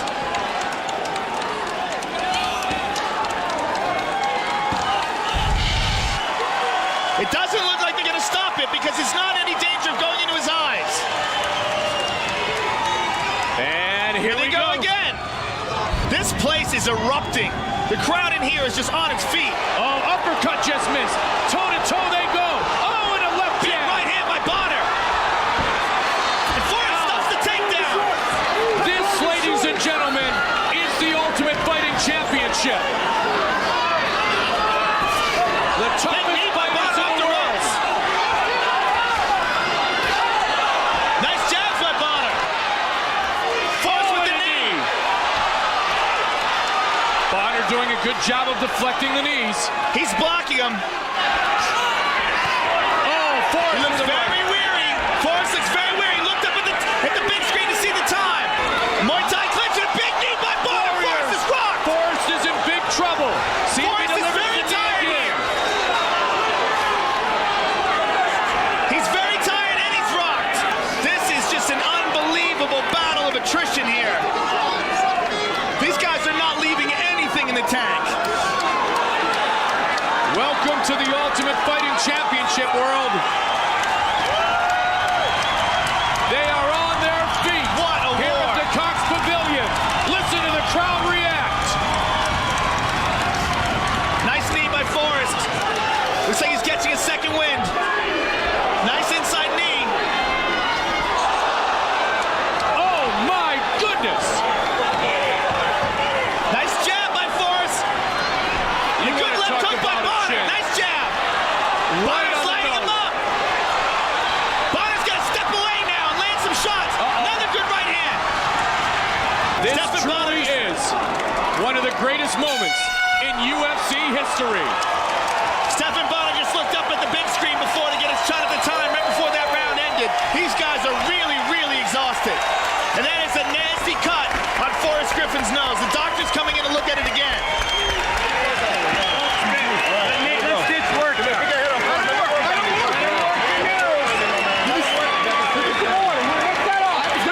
I can't say enough about how impressed I am by the heart, the courage, and the determination being shown by these two guys.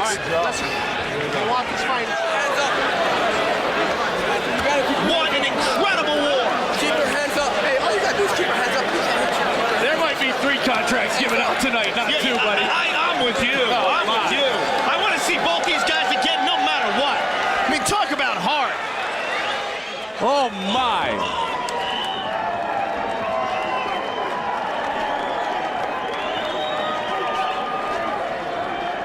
Bonner and Griffin going toe-to-toe in a fashion in my over 40 events that I've done in the Ultimate Fighting Championship that I never remember 2 men going toe-to-toe so diligently for 10 straight minutes, Joe. These guys want that contract so bad. I mean, this is their dream. It's in front of them. But what they're both saying, these are 2 walls colliding with each other and looking for a weakness. And it's just, this is just an incredible display of courage and skill. Oh my, priceless look on the face of Forrest Griffin. Here we go. Both have tried the Muay Thai, pulled down the head of your opponent, try to deliver the knee. Now they're so slippery, Joe, it's tough to get that clinch, isn't it? Absolutely, and you know what? I would not be... Oh, nice jumping knee by Forrest. Nice exchange. Good punches by Bonner inside. Forrest has got the tie clinch. Bonner shrugs him off. I mean, this is the culmination of the Ultimate Fighter. This is what Ultimate Fighting is all about. 2 minutes and 45 seconds to go, and in my opinion, it's anybody's fight. Oh! Looks to counter. Bonner's looking to counter here. Bonner has slowed the pace here, though, in this 3rd and final round. As you said, looking for the counter. You know what? When it's coming down to the last couple minutes, these guys are swinging for the fences. No question about it, Joe. Who's going to knock one out of the park? Oh, my. Bonner closing. As soon as one moves forward, they're looking to meet and counter. I mean, this is just... Nice right hand by Bonner and a beautiful counter. Excuse me, right hand by Forrest and a beautiful counter by Bonner. Oh, good right hand by Forrest. And over the top. What is keeping these guys going? Bloodied, battered, but neither can be beaten. 15 seconds. Oh, Forrest again by Bonner counters with some good punches inside. Whoa, wild hand by Forrest. 5 seconds. Oh, wow. what a finish. What a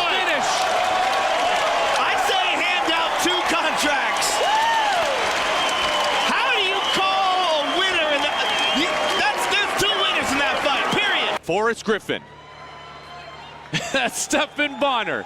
15 minutes toe-to-toe. Who will become the Ultimate Fighter? Official decision is in. Here's Bruce Buffer. Ladies and gentlemen in attendance here tonight, and the millions of UFC fans watching around the world, you have just witnessed 3 rounds of the greatest action seen inside the octagon in the history of the UFC. Let's have a big hand for these UFC light heavyweight warriors. And now we go to the judges' scorecards for the decision. Jeff Mullen scores the bout 29-28. Tony Weeks scores the bout 29-28. And Dalby Shirley scores the bout 29-28 for the winner by unanimous decision, Forrest Griffin!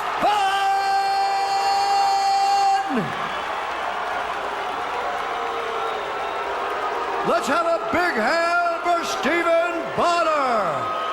These other men are the reason why the UFC has the greatest fighting athletes in the world. Unanimous decision victory to 26-year-old Forrest Griffin. He is the Ultimate Fighter. What a toe-to-toe battle. Josh Koscheck. Wow, what a great fight. Forrest was outstanding, as was Stephan Bonnar. Oh, where do you begin? In round 1, toe-to-toe they went. Spinning back kick, the high kick, the throws. Stephan Bonnar teeing off over and over again. But Forrest relentless in battling and coming back over and over. Forrest Griffin, remember in the semifinals, cut over the eye. And we thought when he was bleeding they might have reopened that wound. Instead, his nose was just busted up by the relentless attack of Stephan Bonnar. We said this fight would be stand-up until one man started losing. But no man really ever seemed to be a loser in this fight. They continued to come and come and come again.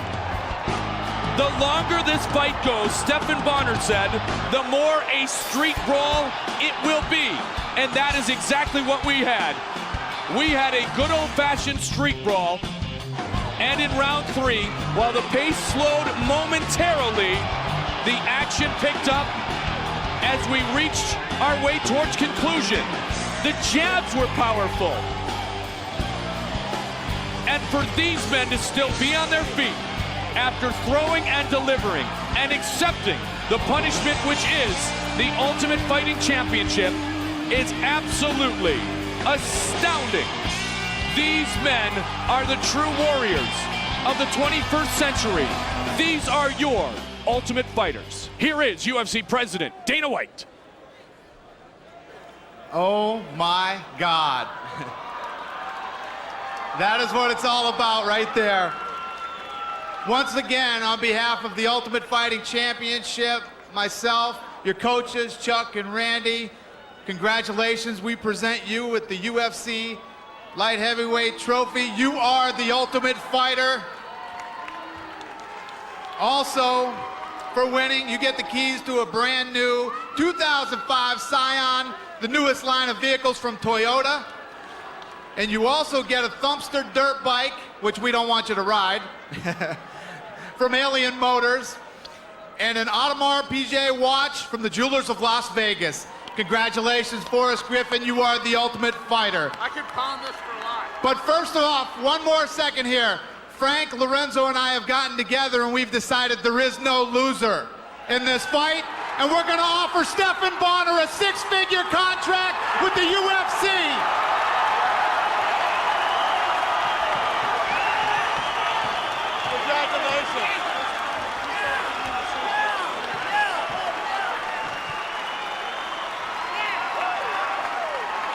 What a war.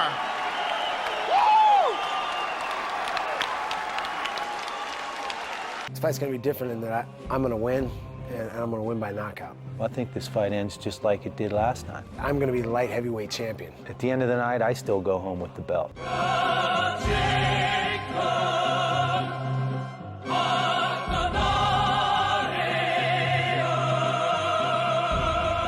The MGM Grand, stationed on the world-famous Las Vegas Strip. Randy Couture, how do you not love this guy? Single-handedly redefining the age limitations we place on combat athletes. Yesterday at the weigh-in, chiseled, and I mean chiseled, at age 41. These guys have shown up for a war, and that's what I expect to see tonight. For the most part, I just like to fight. I just love to fight. The fact that he is one of the best guys in the world and one of the best guys out there at 205.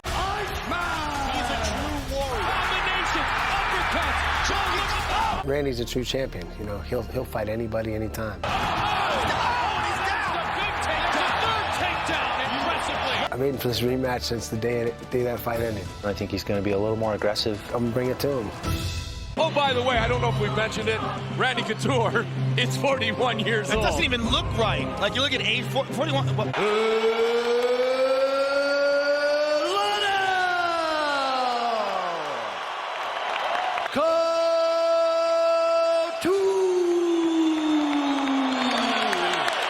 Chuck and Randy, you receive your instructions in the locker room. Do I have any questions from you, Chuck? Any questions from you, Randy? Fight clean, fight hard. Let's have a good one. They are so well versed in all areas. There's a connection. Nice right hand and a left hook by Randy. Uppercut, dirty boxing.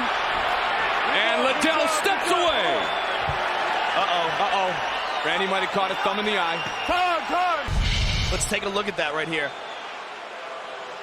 He's not cut this time, though, at least, Joe. It's not bleeding, which is huge. These are real warriors. I mean, they want a definitive ending to this bout. Randy might be hurt. Yeah, Randy might be hurt. Randy trying to close in, though, now. And he goes down. He's down. And Chuck Liddell is the light heavyweight champion. Unbelievable. Wow. Wow. He has done it. Knocked out the legend. And Chuck Liddell. Wow. Just wild swings here. Boom, Bam. there's the right That's hand. where he tagged him. That's where he tagged him with the right, Joe. Boom. Bang, that was the shot. I mean, you're talking about a guy who's taking the best from Pedro Hizzo. The new UFC Undisputed Light Heavyweight UFC World Champion Chuck Liddell. How does that sound? Sounds great. I hit her with a hook. I hit her with a hook a little bit. He was squared up, getting his composure. World Champion Chuck Liddell.